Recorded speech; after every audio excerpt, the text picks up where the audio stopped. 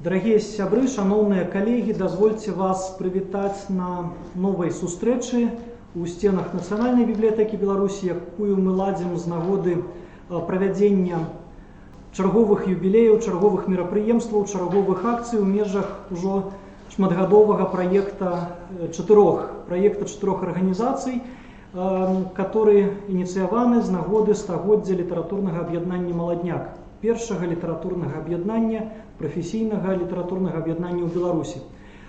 Яно стало сапраўдным феноменам, яркай падзеяй у культурным жыцці нашай краіны і беларускай культуры, і бясспрэчна не магло быць абмінутае увагаю падчас падрыхтоўкі да гэтага стагоддзя.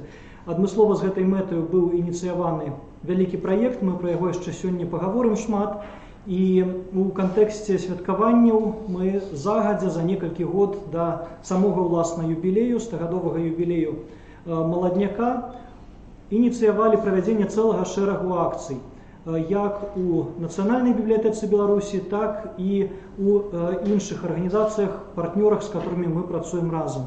Гэта Беларускі дзяржаўны архіў музей літаратуры і мастацтва, Дзяржаўны музей гісторыі беларускай літаратуры і часопіс «Маладосць», які ўваходзіць у выдавецкі такі комплекс выдавецтва «Звязда». Для нас з'яўляецца вялікім гонарам прымаць удзел у шматлікіх ініцыятывах, выставачных, навуковых, культурных акцыях, публікацыйных і многіх іншых. І нам хацелася б сёння прапанаваць усім прысутным тут фізічна і прысутным дыстанцыйна далучыцца да акцыі, да мерапрыемства, прысвечанага юбілеям двух літаратараў, двух пісьменнікаў, чые чарговыя круглыя даты мы святкуем сёлета. Здавалася б, зусім розных, але у нечым і падобных. Гаворка ідзе пра Змітрака Бядулю і таксама пра Міхася Зарэцкага. Аднаму спаўняецца 135 год з дня нараджэння, другому 120, і здавалася б, яны абсалютна розныя і па стылістыцы сваёй творчасці, і лёсы ў іх розныя, і па часе нараджэння яны хутчэй да розных эпох маглі б быць аднесеныя, але шмат у чым яны падобныя. Падобныя і не толькі праз уваходжанне ў склад літаратурнага аб'яднання «Маладняк», але таксама і праз цэлы шэраг спецыфічных і біяграфічных і творчых рысаў. Абодва яны звязаныя з літаратурным жыццём Беларусі першай трэці 20-го стагоддзя, абодва паходзяць і атрымалі рэлігійную адукацыю, духоўныя вучэльні і духоўныя семінарыі, альбо хедэр і ешыбот адпаведна. Абодва не завяршылі прафесійную рэлігійную адукацыю, абодва кінуліся ў новае жыццё, грамадскае, літаратурнае, абодва дасягнулі вышыняў, абодва сутыкнуліся з, мякка кажучы, цяжкасцямі і абмежаваннямі у тым ліку ў сувязі са сваім этнічным паходжаннем, сутыкнуліся адпаведна альбо з пагромамі, альбо з пэўнымі абмежаваннямі. Для нас сёння вельмі важна, у тым ліку вось праз такую кампаратывістыку, але найперш праз непасрэдна лёсы гэтых творцаў і іх спадчыну, паспрабаваць вызначыць ролю гэтых пісьменнікаў у беларускай літаратуры, у беларускай культуры ў цэлым. Дарагія сябры, я прапаную правесці нашу сустрэчу вось у такім рэальна віртуальным ключы. Большасць удзельнікаў, гледачоў з намі сёння прысутнічае ў дыстанцыйным фармаце. Тым не менш, мы працуем у жывым эфіры, і у кожнага, ці прысутнага тут фізічна, ці дыстанцыйна, ёсць магчымасць задаць свае пытанні, выказаць сваё меркаванне. Мы будзем радыя, дасылайце, калі ласка, калі вас зацікавіла тая ці іншая тэма, вы з нечым не згодныя, ці хацелі б прапанаваць сваё бачанне і самае галоўнае задаць пытанне, то дасылайце іх, калі ласка, як проста каментары пад гэтым відэа, такая магчымасць ёсць. Дасылайце іх нам непасрэдна, вы ведаеце арганізатараў, суарганізатараў, праз электронную пошту, праз іншыя сродкі камунікацый. Мы будзем вельмі рады вас пачуць і, натуральна, паспрабуем даць адказы на тыя пытанні, што ўзнікнуць. Таму я запрашаю да дыскусіі. Магчымасць будзе паспрабаваць даць адказ і адразу пасля выступленняў, і у самым канцы нашай сустрэчы падчас дыскусіі. З арганізацыйных момантаў я б да ўдзельнікаў хацеў адразу выказаць прапанову быць па магчымасці лаканічнымі, зацікавіць найперш гледачоў і слухачоў тым, што вы хацелі б паведаміць, а ўжо праз дыскусію, я ўпэўнены, мы здолеем быць больш дэталёвымі. Я прапаную рэгламент 10-хвілінны для выступленняў, разумеючы, што гэта можа быць і не так і шмат, як на тое звычайна разлічваюць, але для таго, каб менавіта зацікавіць у гэтай праблематыцы, я спадзяюся, што гэтага павінна быць дастаткова. І дазвольце, мы адразу прыступім да нашай праграмы, лічым, што навукова-практычны семінар шляхамі маладнякоўцаў адкрыты. Я б хацеў адразу прадставіць слова сваёй калезе Тацяне Лаўрык, загадчыку інфармацыйна-аналітычнага аддзела Нацыянальнай бібліятэкі Беларусі, якая у нашай арганізацыі курыруе праект, прысвечаны юбілею маладняка, і ініцыявала ўжо цэлы шэраг самых розных акцый і мерапрыемстваў. І я думаю, што таму цалкам лагічна ёй даць першае слова з тым, каб у цэлым ацаніць ўжо першыя вынікі таго праекта, што мы рэалізуем, і прыступіць да планавання далейшага жыцця. Такім чынам, Тацяна Лаўрык, праца Нацыянальнай бібліятэкі Беларусі над віртуальным праектам на хвалі часу у плыні жыцця ў 2020 годзе. Калі ласка, Тацяна Анатольевна.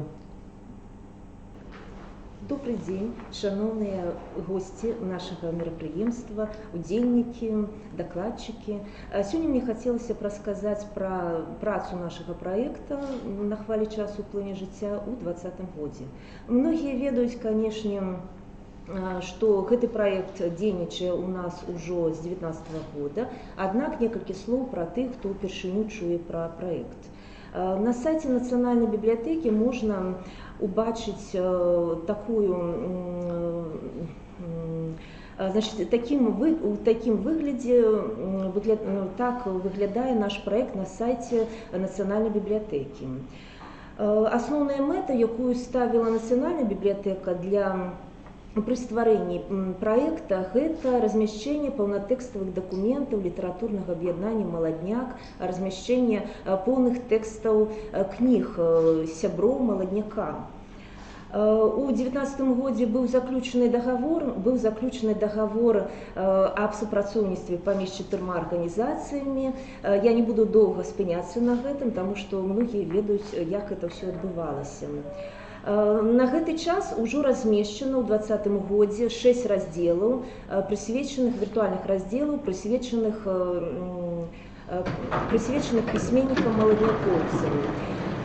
На тым тыдні мы прэзентавалі яшчэ адзін 7-й раздзел, прысвечаны юбілею Івана Андрэя Александровича.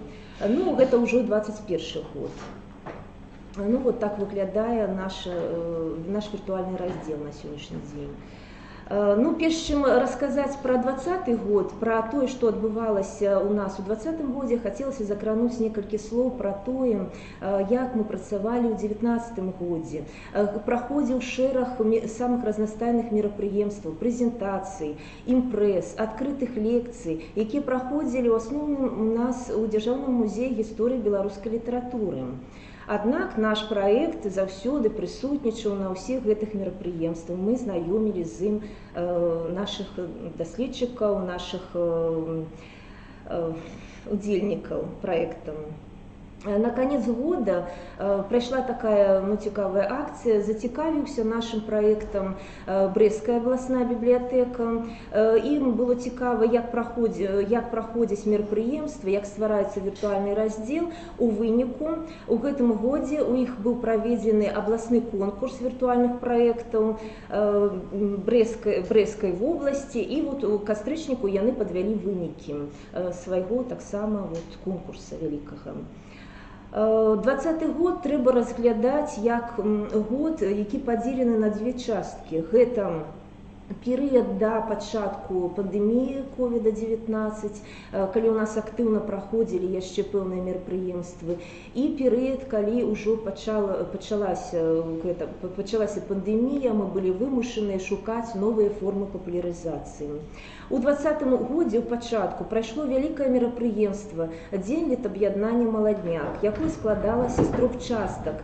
Гэта был круглы стол, на якім удзельнічалі самыя разнастайныя даследчыкі. Была праведзена, нечым можна сказаць, што мерапрыемства падобна на сённяшняе падвядзенне вынікаў працы праекта за 2019 год.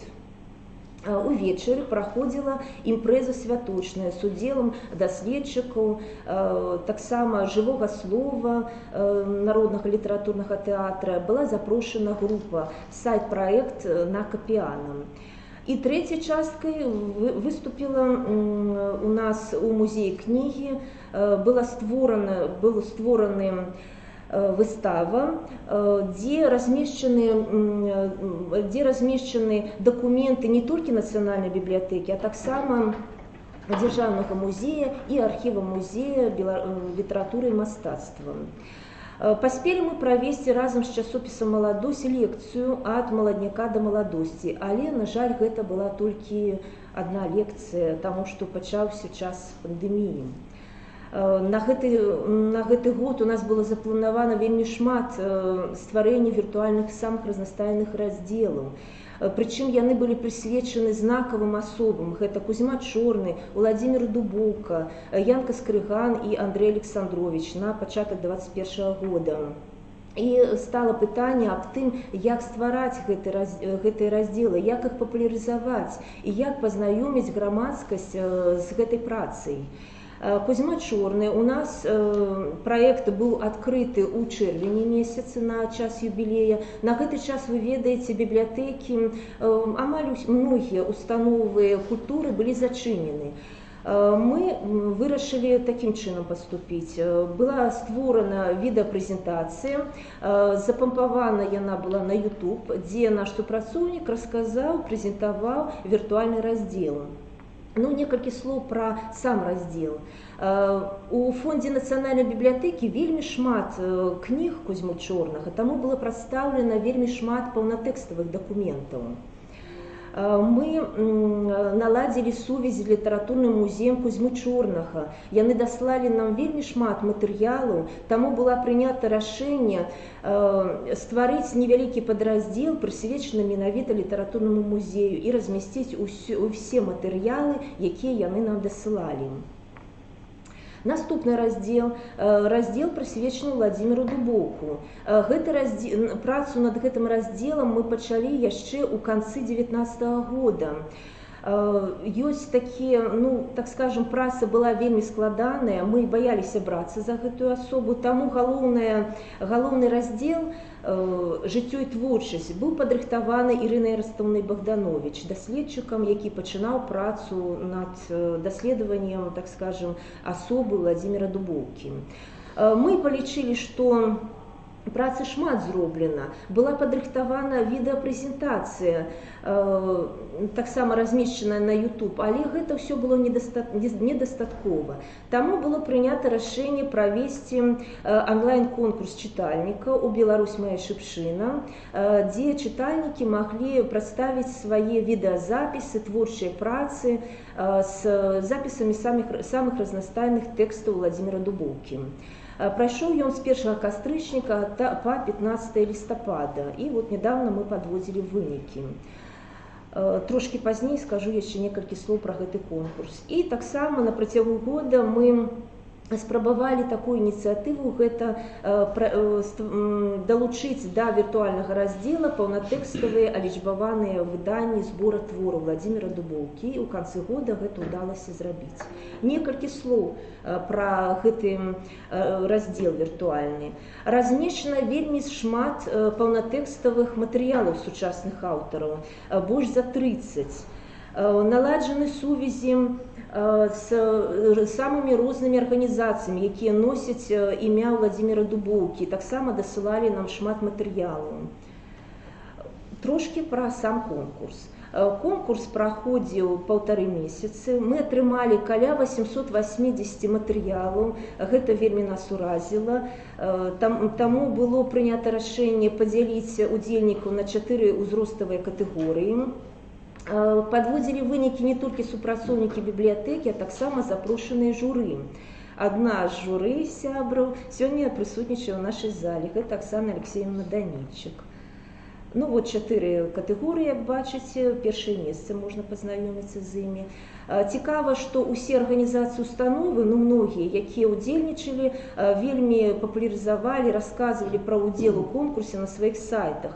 І вот у Гомельскім дзяржаўным колледжы імя Выгодскага вот размешчаны наши дыпломы на сайце. Яшчэ адзін раздзел, які мы прэзентавалі ў лістападзе, прысвечаны 115-годдзю Яна Скрыгана. Адразу ўзнікла праблема, як размясціць паўнатэкставыя кнігі, таму што нам не дазвалялі аўтарскія правы. І была наладжана сувязь з дачкой Яна Скрыгана Галінай Івановнай. У выніку нам удалася размясціць 8 паўнатэкставых кніг у межах віртуальнага раздзела. Ну, вот бачыце кнігі, акрамя гэтага даследавання самой Галіны Івановны і паўнатэкставыя матэрыялы яе як даследчыцы, размешчаны ў раздзеле «Поўныя тэксты», паўнатэкстаў сучасных аўтараў. Наладжана была сувязь з рознымі арганізацыямі, якія ўшаноўваюць памяць Яна Скрыгана. У першую чаргу гэта гісторыка-краязнаўчы музей «Бацькаўшчына» аграгарадку Камень, які нам таксама даслаў вельмі шмат матэрыялаў.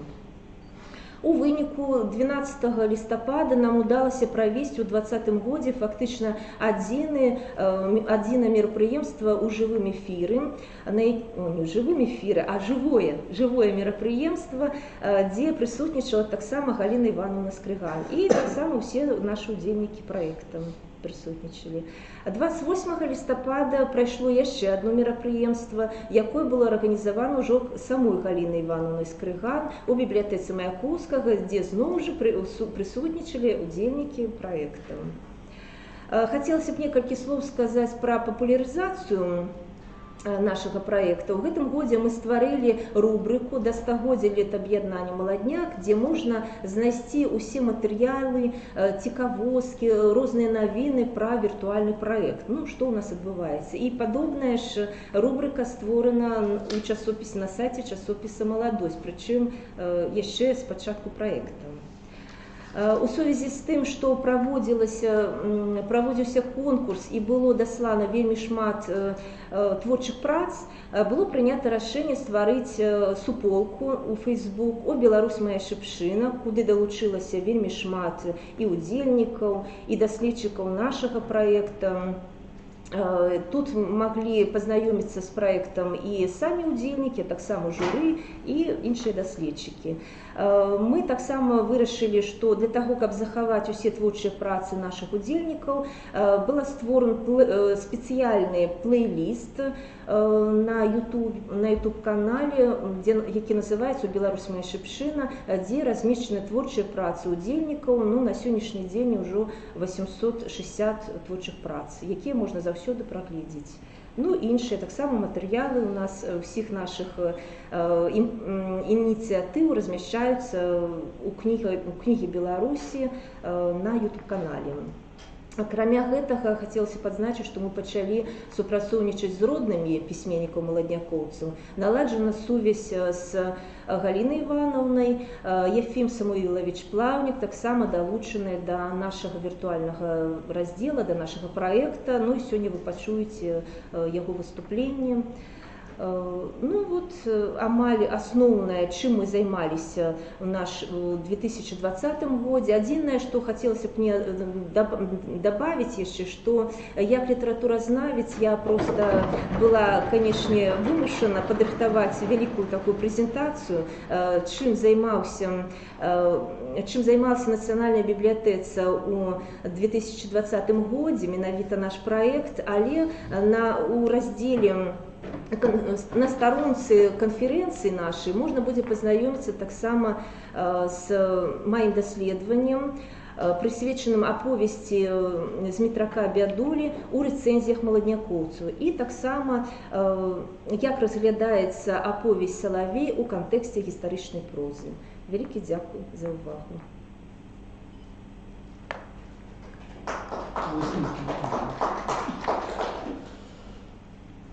Дякую вялікі, Тацяна Анатольевна, вам за ваше выступленне. Я хочу сказаць, што дзякуючы акурат намаганням гэтага чалавека і каманды, што працуе з Тацянай Анатольевнай, многія ініцыятывы былі сёлета рэалізаваныя. Многія з іх выклікалі для нас нечакана яркі водгук, рэакцыю. Вялікая зацікаўленасць была, канешне, з тым жа конкурсам, прысвечаным Дубоўку. 880 прац з усіх куточкаў Беларусі. Гэта проста нешта фенаменальнае.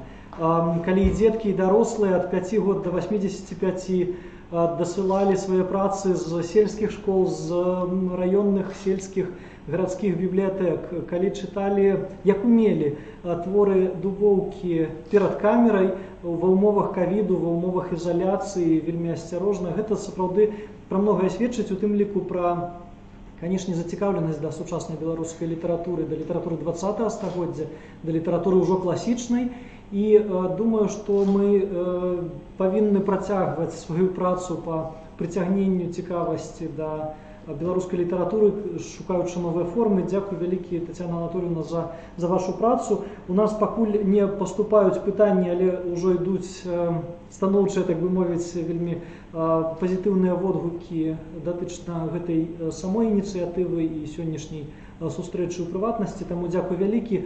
Я запрашаю задаваць свае пытанні, яны пасля яшчэ ў дыскусіі будуць зададзеныя, а сам у сваю чаргу хацеў бы прадставіць слова у адпаведнасці з праграмай наступнаму выступоўцу Эліне Карлаўне Свірідовіч, загадчыку навукова-асветніцкага аддзела Дзяржаўнага музея гісторыі беларускай літаратуры, таксама партнёру нашага, як зручна, нашага мерапрыемства, з выступленнем аб дзейнасці в межах сумеснага праекта «На хвалі часу ўплыне жыцця» за 2020 год у Дзяржаўным музеі гісторыі беларускай літаратуры, а таксама аб планах на год 2021. Калі ласка, Эліна Карлаўна. Дякую, Олесь Александрович. Добрый день, коллеги. Вельмі рада, что павіншаваць усіх нас з 3-м годам працягу проекта «На хвалі часу ўплыне жыцця». Дзяржаўны музей гісторыі беларускай літаратуры актыўна ўдзельнічае ў гэтым праекце. Асноўная мэта наша, канешне, гэта папулярызацыя фондаў нашага музея ў гэтым праекце. Мы з гэтым спраўляемся і шчыра дзелімся з усімі зацікаўленымі матэрыяламі з нашых фондаў. Акрамя гэтага мы, канешне, і папулярызуем самі гэтыя фонды, нашыя фонды. На працягу 2020 года, які быў не толькі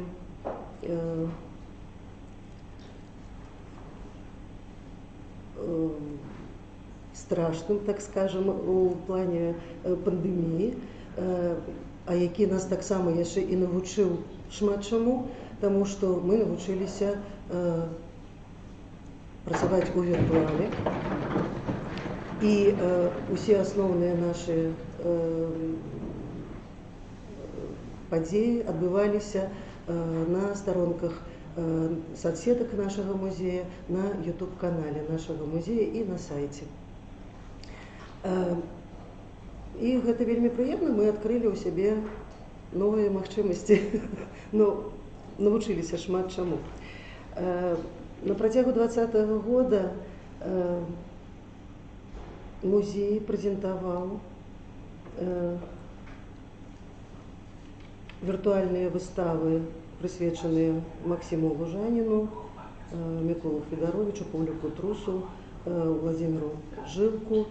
Акрамя гэтага мы не абмінулі такія юбілеі, як юбілеі Петра Глебкі, Петруся Броўкі, Кузьмы Чорнага і вядомы Дзяржаўны музей гісторыі беларускай літаратуры. Гэта найбуйнейшае аб'яднанне літаратурных музеяў нашай краіны. І дзякуючы таму, што ў склад аб'яднання ўваходзіць літаратурны музей Петруся Броўкі, літаратурны музей Кузьмы Чорнага. Яны вельмі годна адзначылі юбілей сваіх герояў. Так, да 120-годдзя Кузьмы Чорнага была распрацавана і з годнасцю выканана цудоўная праграма нашага філіяла у Цімкавічах. Людмила Іосифовна Кніжевіч, апантанны прыхільнік творчасці Кузьмы Чорнага, якая зладзіла і велапрабегі па Цімкавічах, па месцах, звязаных з пісьменнікам, і мастацкія пленэры, і чытанні. І гэта была працяглая праектная работа на працягу ўсяго года, вышэй усякіх пахвал. Нашы калегі з літаратурнага музея Петруся Броўкі, у іх будзе магчымасць пра гэта, напэўна, сказаць, зладзілі навукова-практычную канферэнцыю «Паэт і свет», да, 115-годдзя паэта. Ну і мы таксама папрацавалі, прыцягнуўшы у праект наших коллег, наших постоянных партнеров, что шматгадовых партнеров, Центральную науковую библиотеку Академии наук Беларуси, якая предоставила нам магчымасць адзначыць 115-годдзе Петра Глебкі, запісаўшы экскурсію па мемарыяльным музеі, якую правёл для нас старшы навуковы супрацоўнік бібліятэкі Віктор Вікторович Свякла. І мы зразумелі, што такая форма таксама магчыма, таму што мы папулярызавалі найбуйнейшы, самы вялікі архіў, які захоўваецца, Глебкі, які захоўваецца ў Цэнтральнай навуковай бібліятэцы.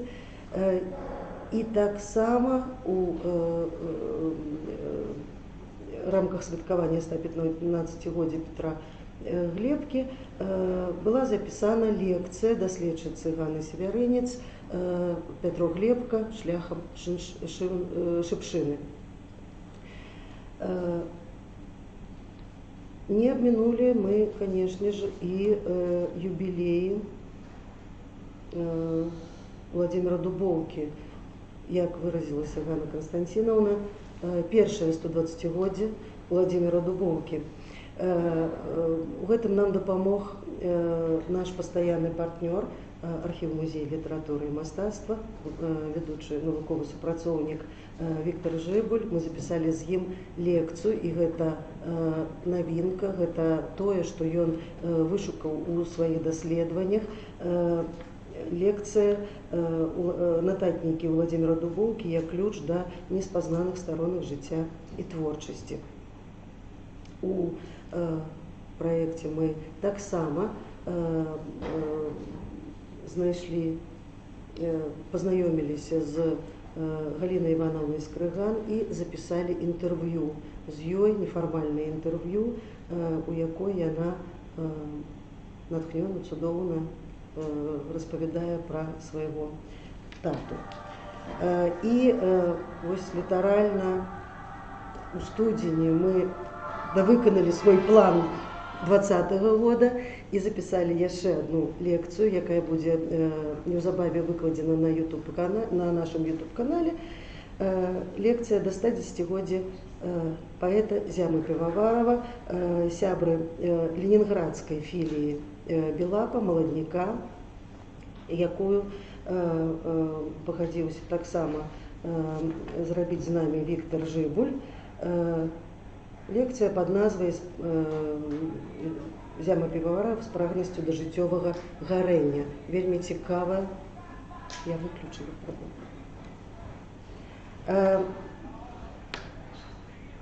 Вось, напэўна, гэта наш план, які мы выканалі ў 2020 годзе. І зараз о нашых планах на год 2021. Канешне,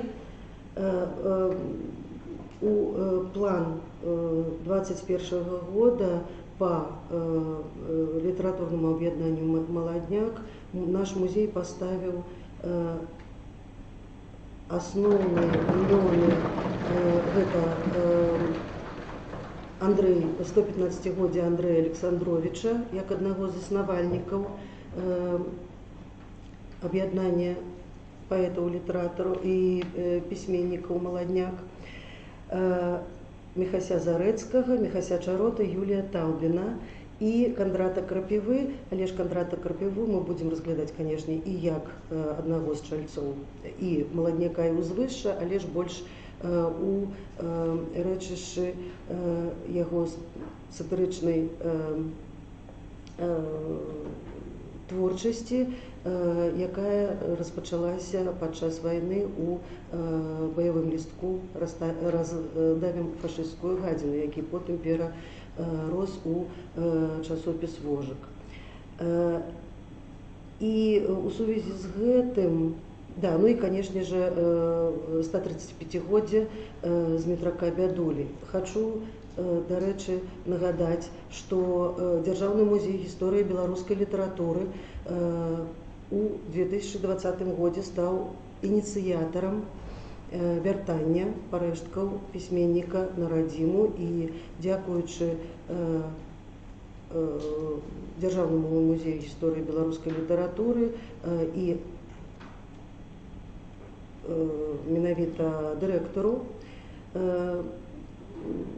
Михаилу Леонидовичу Рыбакову парэшткі былі вернутыя, і сёння прыхільнікі творчасці Змітрака Бядулі, ім ёсць куды прыйсці, каб пакланіцца, пакласці кветкі, ушанаваць памяць пісьменніка. Пра гэта, напэўна, скажа моя калега, загадчык філіяла «Беларуская хатка» Тацяна Анатольевна Лабада. А пра планы на больш такі буйны план, моцны план, як я лічу, на 21 год, на працягу студзеня веліся перамовы з Шклоўскім райвыканкамам, аддзелам ідэалагічнай работы, культуры і па справах моладзі, менавіта з начальнікам гэтага аддзела Матюшонак Любов'ю Вітальевнай і дырэктарам цэнтралізаванай бібліятэчнай секцыі Шклоўскага района Мінкінай Тамарай Владзіміровнай аб правядзенні літаратурнага падарожжа. Адзін з праектаў музея — гэта літаратурнае падарожжа ў Шклоў з нагоды 120-годдзя Міхася Зарэцкага, таму што Зарэчча, якое звязана з якім звязаны псеўданім Міхася Зарэцкага, месца, у якім ён жыў. Ёсць інфармацыя аб тым, што бібліятэцы ў Зарэччы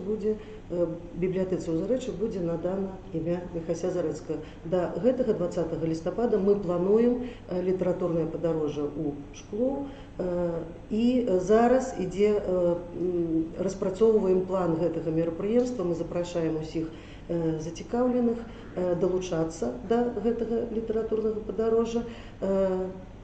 Ну і поспехаў усім нам у выкананні нашых планаў.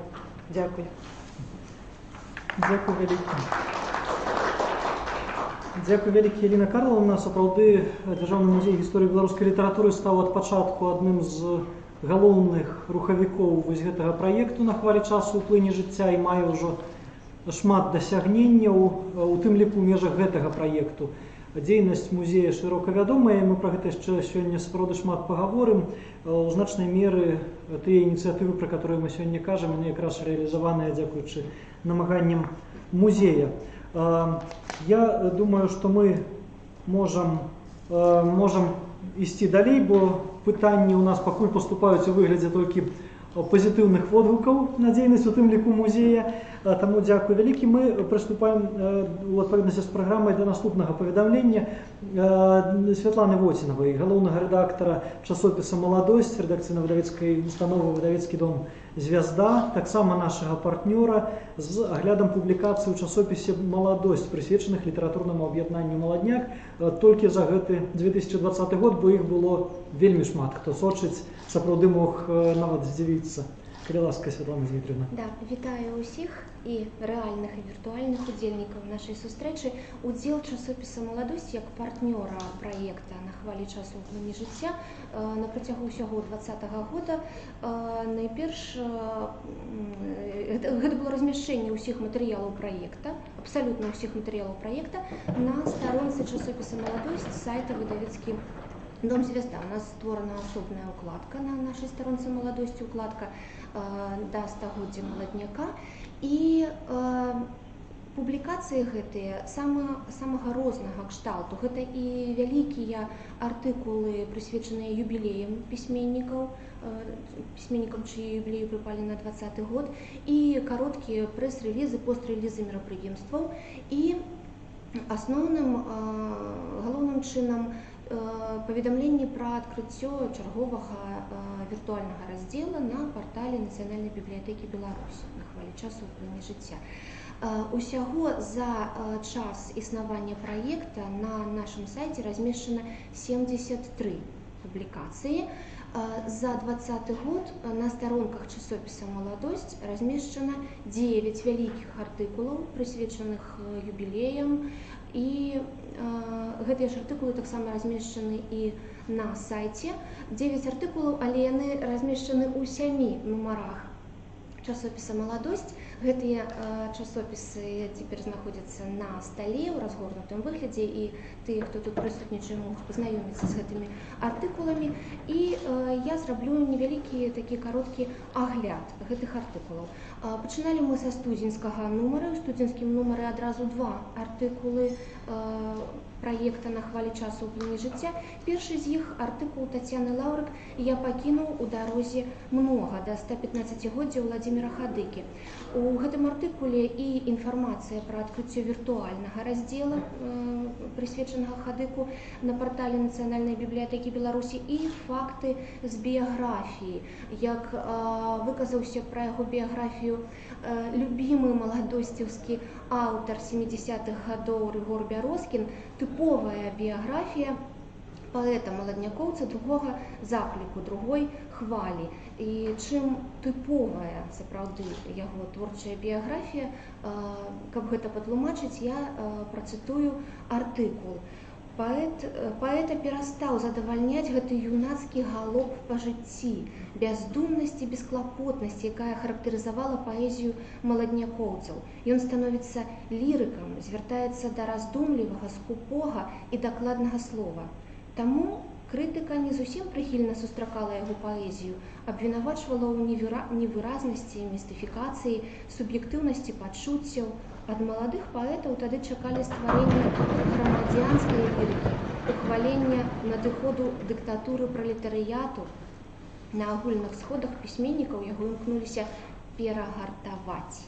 І яшчэ адзін артыкул студзеньскага нумара «Асабістая справа Зінаіды Бандарынай і іншыя матэрыялы да біяграфіі». Гэта артыкул Аксаны Данільчык. Увогуле, што адметна для ўсіх артыкулаў, якія былі напісаны ў межах гэтага праекта для часопіса «Маладосць», гэта тое, што яны хутчэй паказваюць не чалавека ў творчасці, а пісьменніка ў яго рэальным жыцці, нейкія канкрэтныя асобныя дэталі лёсаў. І гэта заўсёды важней, чым проста літаратуразнаўчы артыкул, таму што праз дэталі жыцця, біяграфіі мы заўсёды маем больш шансаў далучыць масавага чытача да чытання саміх твораў.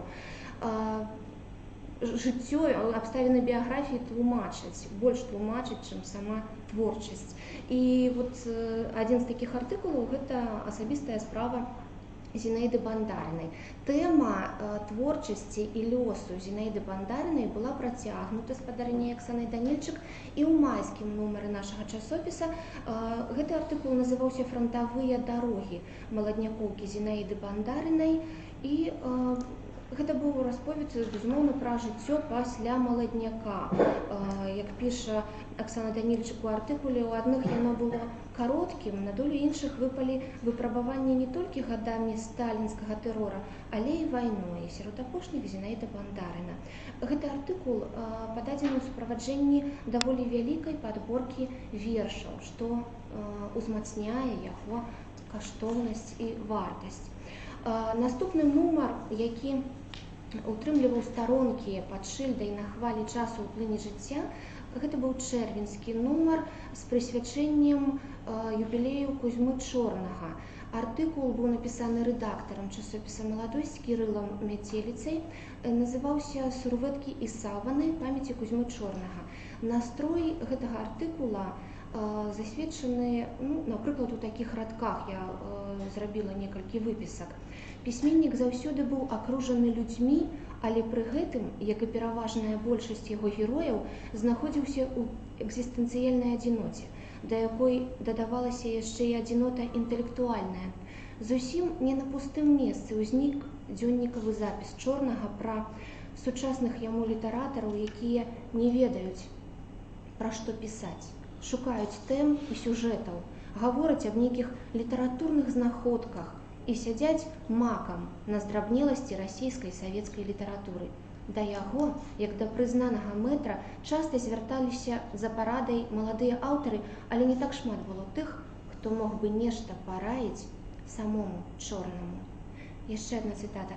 Крытыка спрабавала ўпісаць Чорнага ў больш-менш зразумелыя рамкі. Адсюль параўнанні з Дастаеўскім, радзей з Гамсунам, што дайшлі да нашага часу. Супастаўленне з Фёдорам Міхайлавічам, само па сабе прыемнае, спрашчала ўспрыняцце Чорнага і аўтаматычна правінцыялізавала яго творчасць. Гэта непаразуменне ад неразумення. І яшчэ адна. Ці лічыў хтосьці, колькі ўсяго чалавек памерла на старонках яго раманаў, аповесцей і апавяданняў. Творчы псеўданім пісьменніка быў лепшай анатацыяй да яго кніг. Унук і сын майстроў сурвэтнікаў ткаў выключна саваны. Кумачы і сурвэткі яго не цікавілі.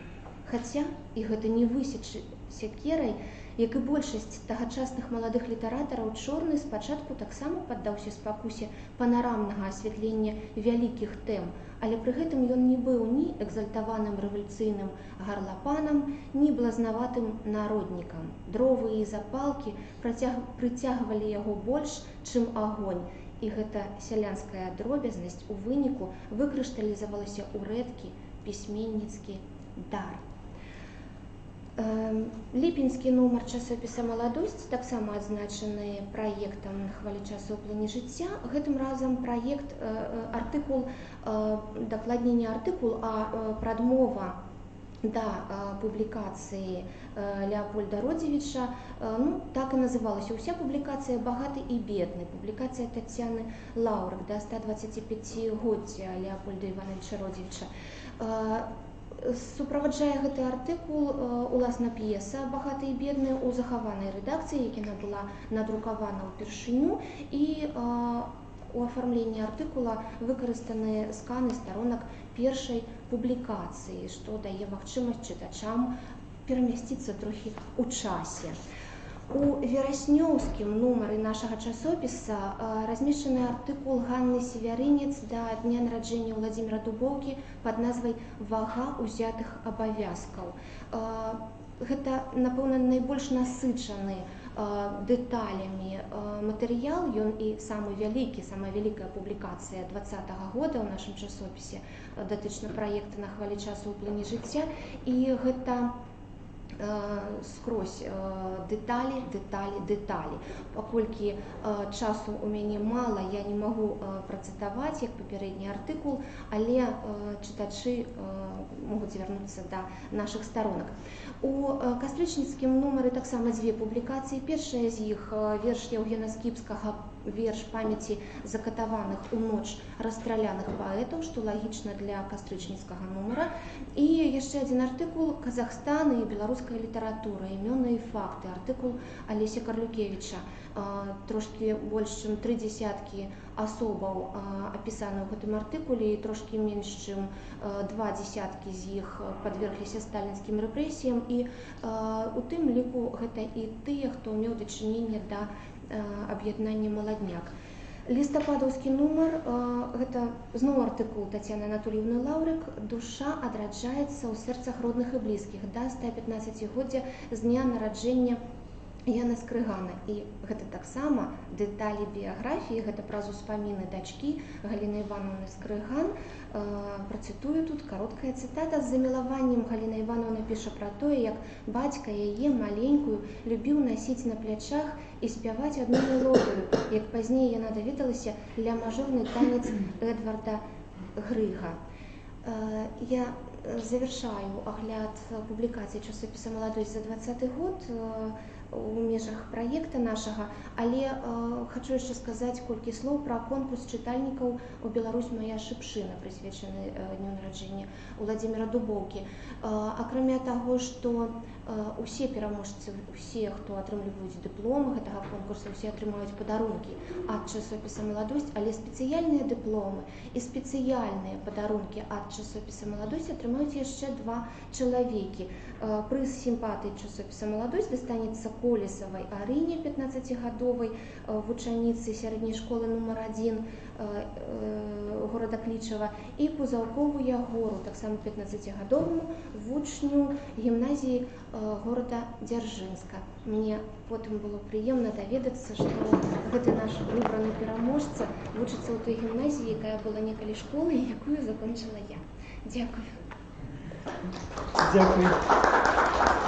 Дзякуй вялікі, Святлана Дмітрыўна. Сапраўды часопіс гэты год і мінулы год ужо вельмі шмат парадаваў літаратуразнаўцаў і ўсіх прыхільных да той вялікай з'явы, якую мы называем літаратурнае аб'яднанне «Маладняк». Мы сапраўды маем нейкі унікальны бум публікацый, прысвечаных гэтаму літаратурнаму аб'яднанню. І гэта сведчыць і пра зацікаўленасць з боку даследчыкаў, і пра зацікаўленасць з боку чытачоў. Для нас саміх гэта, як бібліятэкараў, магу пацвердзіць, таксама яркая знаходка, бо часопіс запатрабаваны, і гэта вельмі хораша, што праз такія новыя хады, праз актуалізацыю, нават праз стагоддзі мы можам нанова прыадкрыць беларускую літаратуру. Дарэчы, да гэтага я б хацеў вось у гэты момант запрасіць усіх прысутных. Мы завершаем фактычна ўсю гэтую секунду такую пачатковую уступную частку нашай сустрэчы, на которой мы распавялі пра вынікі рэалізацыі праекта «На хвалі часу ў плыні жыцця» за 2020 год. Але мы рухаемся наперад, і якраз з мэтаю трошкі ажывіць нашы ўяўленні пра, у тым ліку, пісьменнікаў-юбіляраў. Хацелася б зрабіць адну прапанову. Летась мы зладзілі супольна розныя установы, і музей, і архіў, і часопіс, і бібліятэка зладзілі некалькі акцый з тым, каб трошкі наблізіць творцаў, вось тых класікаў да нашых дзён, у тым ліку праз іх нашчадкаў, праз людзей, которые нясуць вось фізічную памяць пра сваіх папярэднікаў, слаўных, вядомых. Адным з іх з'яўляецца сын Змітрака Бядулі. Ён прымаў непасрэдны ўдзел у святкаванні папярэдніх юбілеяў, а летась ён непасрэдны ўдзел прыняў у перапахаванні самога Змітрака Бядулі у Беларусі, вялікай і важнай акцыі, пра которую мы ўжо згадалі. І у нас ёсць магчымасць цяпер пачуць яго відэазварот. На жаль, ён не тут з намі, каб фізічна прысутнічаць, але адмыслова для нашай сённяшняй сустрэчы накіраваў такі видеозварот. Значит, разрешите представиться. Я Плавник Ефим Самуилович. Родился в 1934 году, 8 марта. Инженер. 2 инженерных диплома. и один диплом эстетика, техническая. Учился эстетике в Институте театрально-художественном, ныне это Академия. Работал на «Горизонте», ну и в других НИИ.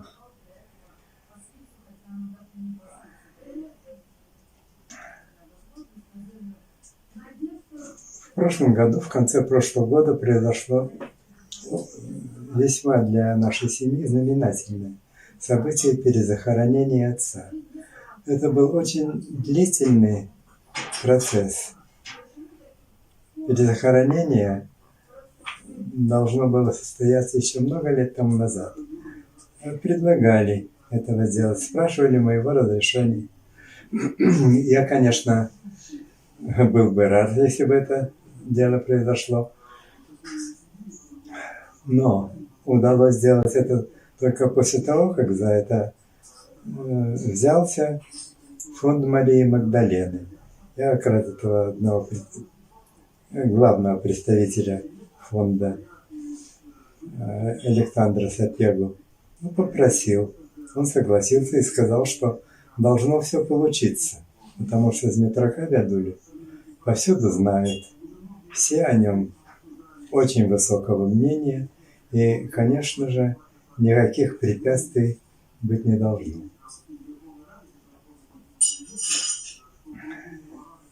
Это длилось целый год, и, наконец,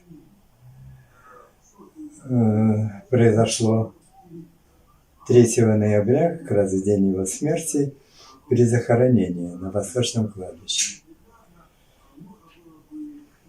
Перезахоронение сопровождал священник, который целый год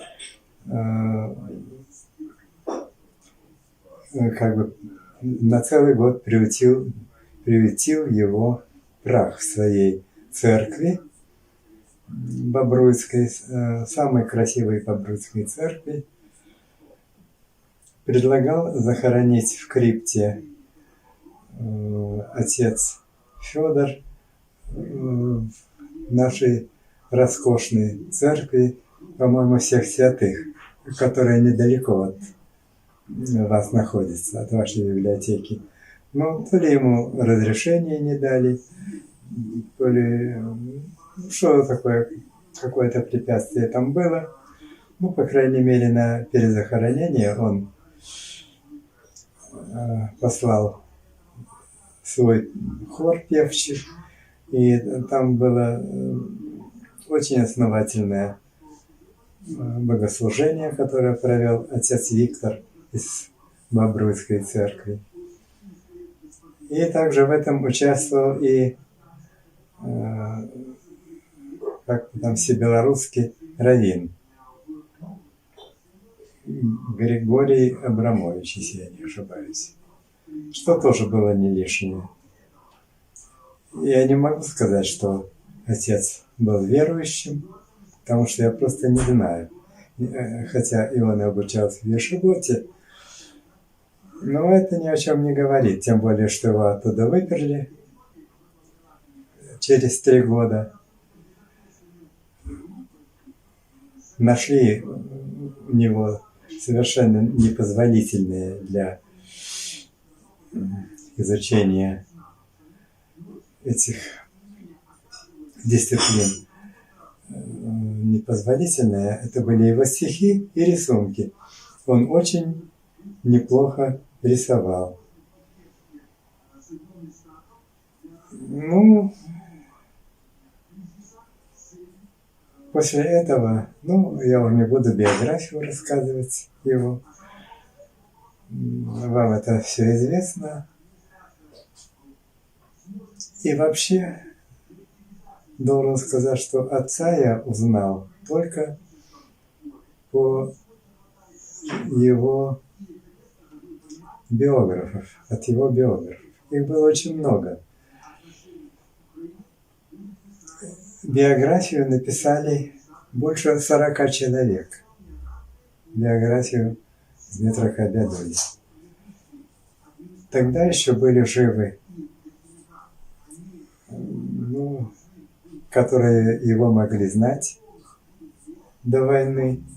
То есть люди уже достаточно старые. И собрали, ну, по крайней мере, половину из тех 40 с чем-то биографий, которые были написаны. Ну, там где-то более 20.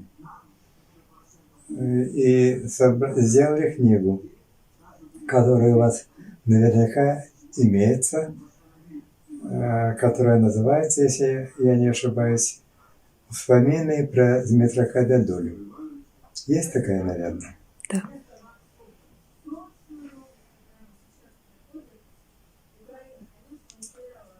Вот.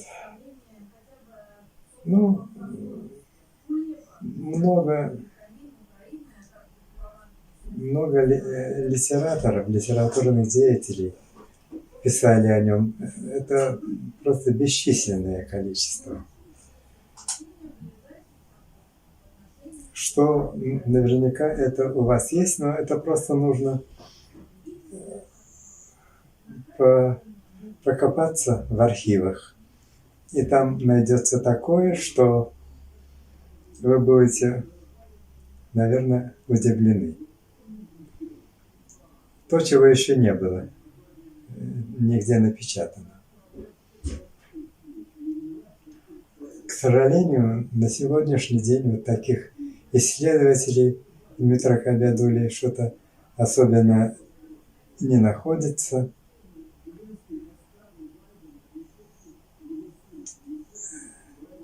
Я помню, когда было столетие со дня рождения отца, в 1986 году, было огромное количество народу. Это было в зрительном зале Дома литераторов. Там были отовсюду известные, все наши известные писатели. Были люди из ЦК и один заведующий культурой, Иван Иванович Антонович. Может, слышали такую фамилию? Ну, позвал меня к себе в ЦК, пригласил. Ну, и мы с ним поговорили. Он спросил, в чем я нуждаюсь. А я уже был вполне успешным инженером и практически ни в чем не нуждался. Он спросил, согласен я на перезахоронение. Ну, я сказал, что не просто согласен, а очень хотел бы, чтобы это свершилось. Ну, он сказал, что будет этим делом заниматься. Ну, это были, может быть, он и пытался что-то сделать, но как-то так не получилось. И еще следующий раз, и еще раз были такие предложения, причем не просто исходящие от меня. Но опять-таки не получилось, пока не взялся за это Александр Сапега, председатель Белорусского фонда Марии Магдалины. И у него все получилось. Хотя это был длительный процесс, множество бумаг, множество поездок в Уральск, где он был похоронен. Там эксгумировали, тоже со священником. Это всегда делается со священником, так же, как и захоронение.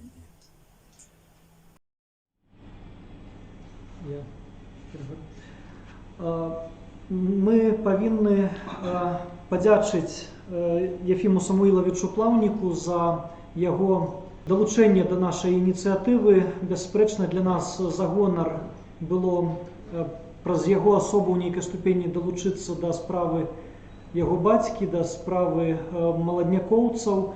Сапраўды, вось такі фармат жывога кантакту, сувязі з нашчадкамі, ён дазваляе нам захаваць сувязі з тымі, каго ўжывую мы ўжо пабачыць не можам.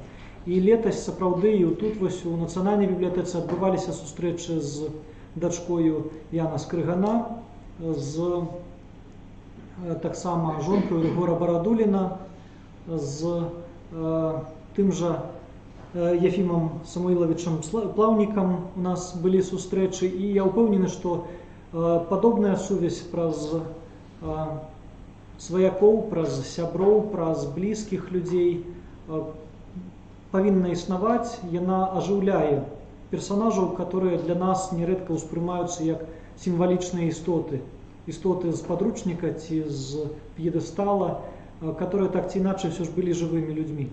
Я ўпэўнены, што гэтую працу ўсе мы будзем працягваць, а найлепш яе робяць, трэба прызнаць, музеі, мемарыяльныя музеі, музеі, звязаныя з якраз тымі асобамі, пра которых мы сёння кажам. І мне б хацелася прадставіць слова Тацяне Анатоліўне Лабадзе, загадчыку філіяла «Беларуская хатка» Дзяржаўнага музея гісторыі беларускай літаратуры, якая б магла найлепш, чым хто, распавесці пра ўшанаванне Змітрака Бядулі наўпрост у беларускай хатцы, а таксама у Беларусі ў цэлым. Прывітанне, калегі, вельмі рада бачыць вас усіх. І напэўна, перш чым ушаноўваць памяць, расказаць, як ушаноўваецца памяць Змітрака Бядулі ў музеі «Беларуская хатка», колькі словаў пра сам музей. Думаю, што многія ведаюць мінскі музей «Беларускую хатку», колішні філіял Дзяржаўнага музея гісторыі беларускай літаратуры, але, напэўна, большасці ён знаёмы як філіял літаратурнага музея Максіма Богдановича. Проста менавіта так, як структурная адзінка гэтага музея чыніўся «Беларуская хатка» у ліпені 1991 года, то бок 30 гадоў таму. І назва музея была дадзена не выпадкова, а так менавіта называўся «Клуб беларускай інтэлігенцыі», чыннікам якога з'яўлялася шмат асобаў, выдатных асобаў беларускіх літаратараў, палітычных дзеячаў, таксама грамадскіх, тыя, якія працавалі на ніве беларускага адраджэння ў той час, падчас Першай сусветнай вайны. І менавіта гэты дом, якім зараз існуе музей, быў наняты тымі самымі асобамі у настаўніка Любава-Руменскай чыгункі Савы Івановича Рэдзькі пад бясплатную сталоўку для бежанцаў яўрэяў. Чаму менавіта бесплатную сталоўку? Таму што вось так было вырашана, што сярод яўрэяў ёсць прыхільныя да беларусаў асобы, у тым ліку вось актыўным дзеячам гэтага таварыства па дапамозе ахвярам вайны з'яўляўся і Самуіл Ефімович Плаўнік, які якраз тады прыехаў у Мінск у 15-м годзе. І што бок да восені 15-го года шырокая дзейнасць па дапамозе бежанцам амаль не вялася. Але з прыездам некаторых асобаў, у тым ліку Зоські Верас, ці тады яе ведалі як Людвіку Сівіцкую, праца была актывізаваная, і вось адным з рухаў гэта, канешне, былі ўтварэнне сталовак і іншых такіх намаганняў, каб дапамагчы бежанцам. Вось так выглядаў сучасны музей, ці дом Рэдзькі на вуліцы Рабкоровскай. Калісьці ён знаходзіўся, уже пералістнулі, калісьці ён знаходзіўся на вуліцы Малагеоргіевскай, а вось гэта будынак клуба інтэлігенцыі «Беларуская хатка» на вуліцы Захарвіцкай, 18, у гонар якога і названы быў музей. Значыць, што трэба вельмі важна акрэсліць тое, што калі сталоўка бясплатная зачынілася, то дзесьці вось у пачатку 16-го года частку дома наняў у Савы Рэдзькі Змітрок Бядуля разам са сваімі сёстрамі Рэняй і Геняй. Ён тут пасяліўся, і калі прыехаў у Мінск Максім Богданович в 1916 годзе ў кастрычніку, то Змітрок Бядуля са згоды яго і заняў Максіму пакой, адзін са самых светлых, утульных, пакой з асобным уваходам, які Богданович пакінуў у лютым 1917 года. Але пасля ў гэтым пакоі знаходзілі прытулак сабе і розныя іншыя асобы, бо Змітрок Бядуля быў вельмі гасцінным чалавекам, і сам ён пакінуў гэты дом у пачатку 19-го года, пераехаўшы ў будынак беларускай хаткі на Захар'еўскую 18, вось які мы бачылі на папярэднім слайдзе. Трэба сказаць, што так сталася, што гэты дом рэдзькі, адзінае ацалелае месца, дзе жыў Богданович у Мінску, і таму экспазіцыя музея была, ці вось стала своеасаблівым працягам 5-й залы літаратурнага музея Максіма Богдановича. Але яна была пашырана тэмамі грамадскага літаратурнага руху ў Мінску падчас Першай сусветнай вайны, а асобе Змітрака Бядулі было адведзена асаблівае месца. Так, у 2 пакоях, таксама ў вялікай зале можна пабачыць матэрыялы, прысвечаныя як яму, так і яго сям'і. У калекцыі літаратурнага музея Максіма Богдановича на той час знаходзілася не вельмі шмат графічных выяваў, кніг і фотаздымкаў менавіта таго перыяду, які адлюстроўваўся ў беларускай хатцы. Таму былі абраныя шэраг матэрыялаў, набліжаных да гэтага часу. Сярод іх, канешне, фотаздымак Змітрака Бядулі і фотаздымкі яго сям'і. У тым ліку на слайдзе прадстаўлены адзін з фотаздымкаў з сястрой Мані, якая не жыла ў гэтым доме, але яшчэ некалькі фотаздымкаў можна ўбачыць на экспазіцыі музея. Яны прысвечаны ўжо іншым асобам, як Рэне Гені, так і маці Змітрака Бядулі. Ну, таксама прадстаўлены кніга, выдатная ўзор прозы, як жыды на Беларусі, якраз прыкладна гэтага перыяду. Яшчэ адна з кніг агульным зборнікам, які выходзіў у 17 годзе, гэта зборнік «Вольнай Беларусі». І вось, што вельмі важна, аднім з першых людзей, які адгукнуліся на смерць Максіма Богдановича, быў Змітрок Бядуля, вось яго сусед, яго сябра. І некралог «Вольнай Беларусі» надрукаваны, прадстаўлены таксама на экспазіцыі нашага музея. Але трэба сказаць, што не толькі вось такім чынам экспазіцыйным плане шаноўваецца Змітрок Бядуля, ўсё ж такі музей аднаўляе пошукі, мы шукаем матэрыялы, звязаныя з пісьменнікам. Канешне, было б хораша знайсці менавіта прадметы таго часу, прадметы, а ў прыватнасці рукапісы і кнігі таго перыяду, але гэта, будзем казаць, на сённяшні дзень, я разумею, вельмі складана ў сувязі з тым, што менавіта гэты час акрэсліваўся такімі пэўнымі асаблівасцямі літаратурнымі, і, магчыма, многія матэрыялы былі знішчаны. Але ў любым выпадку музей ніколі не губляе надзею. Мы заклікаем усіх людзей далучыцца да гэтай акцыі збору матэрыялаў Змітрака Бядулі, каб пашырыць не толькі фондавыя экспанаты, але і, канешне ж, у першую чаргу прадставіць іх на прагляд шырокай колькасці людзей у музеі. Ну, а вось што тычыцца такой літаратурна-мастацкай дзейнасці, то, канешне, у першую чаргу Змітрок Бядуля ўшаноўваўся на мерапрыемствах беларускай хаткі з самага пачатку, вось адкрыцця музея на працягу ўсяго перыяду, нягледзячы на тое, што некаторы час музей быў зачынены на капітальны рамонт. Многія мерапрыемствы праводзіліся за межамі музею, але некаторыя з іх былі занатаваны на фотастужку.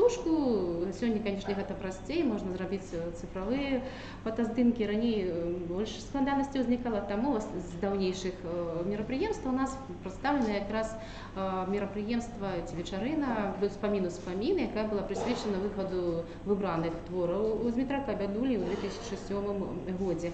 Акрамя гэтага у музеі адбываліся здымкі праграм, тэлеперадач, звязаных з ужанаваннем памяці Змітрака Бядулі. Вось, напрыклад, фільм, які асвячае розных асобаў, ну і па тым ліку быў прысвечаны 130годдзю з дня нараджэння Змітрака Бядулі, святло далёкай зоркі, здымаўся менавіта ў беларускай хатцы. На фотаздымку вы бачыце зараз сына Змітрака Бядулі, якога запрашалі першую чаргу. Ну, акрамя яго, канешне, я думаю, вы, калі гэты фільм бачылі, то выступалі і розныя іншыя асобы, якія маглі праліць святло на асобу, цудоўную асобу Змітрака Бядулі. Акрамя гэтага, у мінулым годзе ў беларускай хатцы мы пашырылі экспазіцыйную такую плошчу, выйшлі на вуліцу, і з гэтай нагоды была створана сцежка пісьменнікаў, на якой усталяваліся такія цудоўныя месцы адпачынку, лавачкі з шыльдамі тых асобаў, якія жылі ў доме Рэдзькі на Малагеоргіўскай. Сярод іх, канешне, Змітрок Бядуля, і гэтае мерапрыемства было адзначана тым, што нам удалося наладзіць супрацоўніцтва з Беларускім дзяржаўным універсітэтам культуры і мастацтваў, і вось дзякуючы моладзі, студэнтам было цудоўна ўвасоблена творчасць паэтаў, пісьменнікаў, якія жылі ў гэтым доме, праз літаратурнае чытанне гэтых твораў, у тым ліку і твора Змітрака Бядулі, што вы бачыце на фотаздымку. Ну, акрамя гэтага, да мерапрыемства была наладжана тэматычная выстава, невялікая, якая называлася «Хто мы такія?», дзе можна было пабачыць арыгінальныя рэчы і фотаздымкі тых асобаў, якім прысвечаны сцежка пісьменнікаў. Канешне, гэта толькі некаторыя з мерапрыемстваў, якія мы згадалі. Але трэба яшчэ адзначыць тое, што у цяперашніх умовах, канешне, вельмі важна выходзіць у эфіры. Пакуль што у нас YouTube-канал не наладжаны ў беларускай хатцы, але актыўна мы пачалі дзейнічаць у сацыяльных сетках, у прыватнасці у Фейсбуку, дзе была арганізавана такая рубрика «Паэтычная хвілінка», у якой з'яўляюцца графічныя відэасюжэты па творах пісьменнікаў. Безумоўна, Змітрок Бядуля са сваімі лірычнымі і грамадзянскімі узорамі паэзіі і прозы займае адно з прыярытэтнейшых месцаў. І хто жадае, канешне, можа і на сённяшні дзень па тегу у Фейсбуку «Паэтычная хвілінка» пабачыць, пазнаёміцца з тымі творамі, якія Змітрок Бядуля пісаў прыкладна ў гэты перыяд, калі жыў у доме ў Рэдзькі. І, акрамя таго, на гэты год, на год прысвечаны 135годдзю з дня нараджэння выдатнага творцы, і, канешне, збіраемся правесці шэраг мерапрыемстваў, і ў тым ліку мастацкі конкурс дзіцячых малюнкаў. Акрамя гэтага, канешне, у плане ёсць арганізацыя часовай літаратурна-дакументальнай экспазіцыі і шэраг музейных мерапрыемстваў для моладзі, у тым ліку музейна-педагагічныя заняткі з элементамі інтэрактыву з творамі пісьменніка. Дзякую за ўвагу.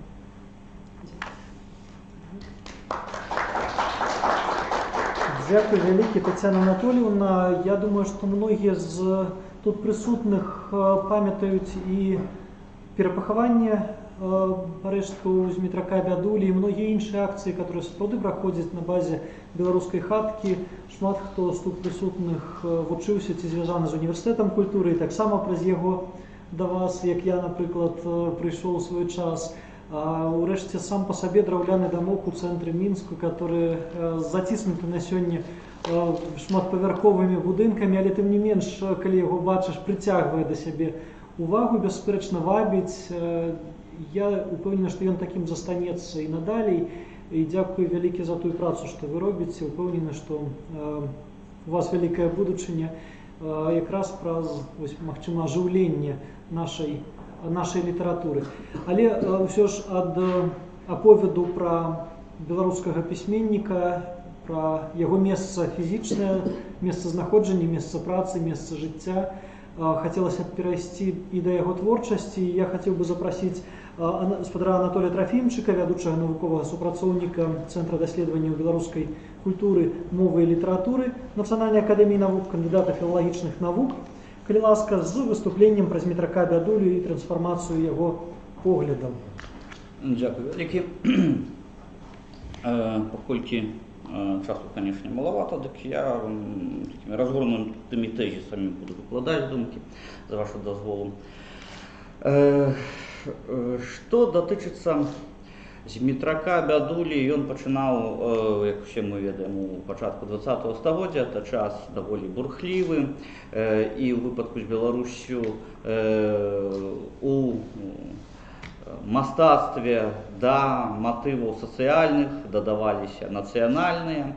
Мы шмат ведаем і пра Якуба Коласа ў сувязі з гэтым, і пра Янку Купалу, але вось якраз на творчасць Змітрака Бядулі неяк меней увагі звяртаецца, як адбывалася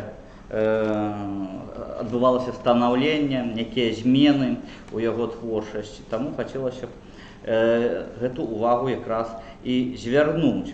Доўгі час, ну, фактычна, скажем, даваенных падзей Першай сусветнай вайны і савецка-польскай вайны Змітрок Бядуля лічыўся, скажем, і тварыў урэчышчы такой сацыяльнай праблематыкі. Больш таго, калі ўжо настаў рэвалюцыйны ў сувязі з дзвюма рэвалюцыямі 17-й год, дык яшчэ доўгі час лічылася, што, вось як пісаў паважаны акадэмік Віктор Коваленко, што ён недастаткова глыбока разбіраўся ў ідэалагічных страсцях таго складанага часу, няправільна ўспрыняў падзеі Вялікай кастрычніцкай рэвалюцыі, не верыў у яе народную сілу і моц, і гэтак далей. Я вам скажу, усё ён добра разумеў. Тры сцежкі па нашай зямельцы праходзяць. Тры сцежкі. Адна на заход да Варшавы, другая на ўсход да Масквы, а трэцяя проста ўперод. Ідзе ды ідзе, далёка да самага сонца. Тры сцежкі. Это верш, напісаны падчас першага беларускага з'езда кангрэса, снежань 1917 года. І тут вельмі кантрасна, зразумела, цвёрда абазначаецца яго пазіцыя. Канешне, акадэмік яшчэ ў савецкі час, пішучы пра Бядулю, не мог пра гэта так адкрыта напісаць. І мы гэта таксама разумеем. Разам з тым, на што хацелася б звярнуць увагу, канешне, тут ёсць і некія такія фальклорныя вытокі гэтага верша, але калі параўноўваць нават з Янкам Купалам, дык трэба зазначыць, што у некаторых аспектах Змітрок Бядуля нават апярэдзіў яго. Скажем, ось у Купала ёсць верш, а ў бары-бары, тры дарожанькі, так, все ведаюць, дзякуючы ў тым ліку народнаму альбому, так, гэты верш. Дык вось, тут матывы перанятыя, канешне, у тым ліку, дзякуючы Бядулю. Вось гэтыя народныя матывы. І, дарэчы, той самы Ігнат Абдзіраловіч, ён сваё эсэ славутае напісаў пазней за Змітрака Бядулю на пару гадоў. Доўгія векі беларусы стаялі на раздарожжы, адзін шлях кіраваўся на захад, другі на ўсход. Гэта цытата з Абдзіраловіча. Змітрок Бядуля, прычым, канешне, не абмежаваўся толькі гэтым вершам. Тут у мяне ёсць яшчэ некалькі цытатаў, і іх можна будзе прачытаць, я так разумею, у публікацыі. Трэба сказаць, што з 15-го года па 21 год Беларусь дзялілася і перакройвалася. Спачатку у двух косці з дапамогаю нямецкіх акупантаў, затым польскіх акупантаў. І вось у кастрычніку 1920 года, калі быў устаноўлены папярэдні мір з саветамі у палякаў, калі яны ўжо фактычна усталявалі на заходняй Беларусі сваю ўладу, Бядуля не спыняўся ў развіцці гэтай тэмы і пісаў: кат гуляе ў нашым краі і жыццё перарабляе ў курган. Кат адзін, але ў краі ў цэлым, так, дык тут невядома, каго ён мае на ўвазе.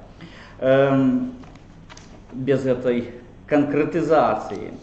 Ну і у 21 годзе, адразу пасля падзелу, узнікае такі свайго роду маніфест вершаваны «Беларусь», такая назва у Змітрака Бядулі, дзе ён піша: сама адзначыш свае межы, без дапамог няпрошаных дзядзькоў, ты забярэш, што да цябе належа, маць Беларусь спакон глухіх вякоў.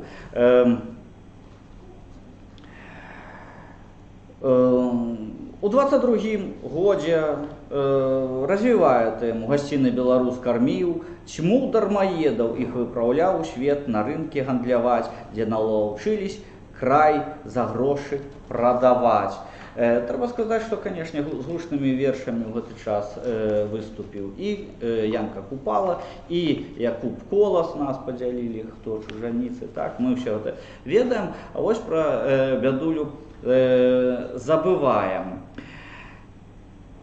Аднак, літаральна праз год, у 1923 годзе, Змітрок Бядуля піша яшчэ адзін верш такого самого маніфестальнага характару і з якой бы вы думалі назваю «Беларусь». Чаму так адбываецца?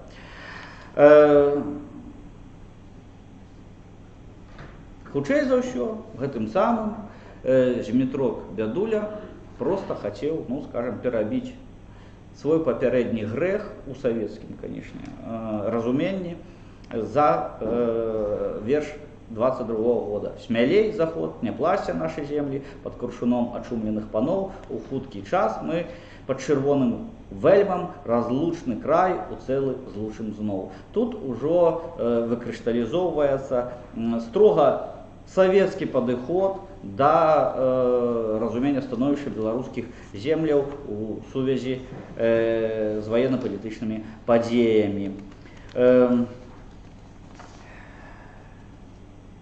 Такім чынам, Беларусь, які Бядуля, які незадоўга перад гэтым марыў літаральна за пару гадоў, каб на Беларусі не было, як ён пісаў, зараз працытую, па вёсках былі прады, каб хоць і негры прыйшлі іх ратаваць. Бальшавікі так абрыдлі нашым беларускім сялянам сваімі рабаваннямі і рознымі здзекамі. Каб не было бальшавіцкай улады, лепей негрыцянская, але ў 23 годзе, трэба сказаць, першым з тагачасных класікаў, ці як тады іх называлі, старымі, так, Якуба Коласа, Купалу і Бядулю, першым улаўлівае, што гэта серьёз і надолго, так, і камуфлюе свае ранейшыя погляды. Каб было зразумела, Якуб Колас змяніў свае погляды, у тым ліку ў мастацтве, так. У 1925 годзе, калі ён напісаў, адкрыта, прычым ён пра гэта казаў, павесіў паэт сваю музу на плоце, Купала яшчэ нечакана выстраліў цыклам вершаў ужо тады, калі ён быў народным у 1926 годзе. Ну, а тут, магчыма, у Змітрака Бядулі, можа, гены сыгралі, ці што ён так улавіў, так, раней, чым іншыя. Ну і тым не менш, трэба сказаць, што і Змітрок Бядуля зрабіў такі ўклад, унёсак, вельмі важкі у такую грамадзянскую плыню у тагачасным мастацтве і літаратуры прыватнасці. Дзякую. Дзякую вялікі Дзякую, спадар Анатоль, за ваше выступленне. У нас ужо ёсць пытанні, калі можна, спадар Шаладон, вам слова. Долучайцеся да сустрэчы. Я тым часам скарыстаюся, не, вы заставайцеся, скарыстаюся магчымасцю, шановныя калегі, хто жадае, таксама можа і ў дыстанцыйным фармаце пісаць свае пытанні нам, нават пасля завяршэння трансляцыі, натуральна, яны знойдуць адрасатаў, пішыце каментары, ваше бачанне, мы гэта ўлічым проста для наступных наших сустрэч. Калі ласка, Игорь Михайлович. Добрый день еще раз, то есть я потом еще раз представлюсь. Мне питання стоїть до господара Анатолія Викторовича. Там він казав про виказування Коваленки, про, скажем так, тим, що, ну, то есть, что, як ви лічите, ви сказали, що Дмитро Бядуля все добре розумів. От у ту епоху, скажем, революційною бурдою мог це все розуміти і бачить, скажем так, ситуацію розвитку Білорусі і нашої ідеї Дмитро Бядуля. Дякую вялікі. Зразумела, ён не мог паглядзець на тую эпоху нашымі вачыма, але ж і мы не можам паглядзець на тую эпоху яго вачыма сучаснікаў.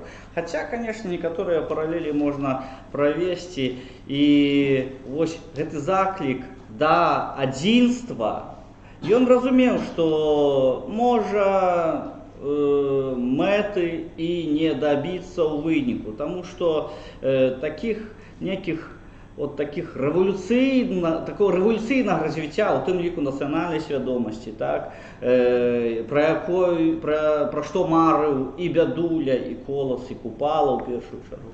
Вось. Ну, не бывае, на жаль, не бывае, як той самы Булгаков доказаў у сваім «Мастере и Маргарите», да, так что люди засталіся тымі самымі, што і да рэвалюцыі. Вось. І ён гэта разумеў. Але ж паэт, як там Стральцов пісаў, ён жа трошкі яшчэ забабонны, правільна. Ён даверлівы, недзе трохі наіўны, ён верыць у слова ў тым ліку. І пішучы гэтак, ён развіваў тую самую нацыянальную эвалюцыю.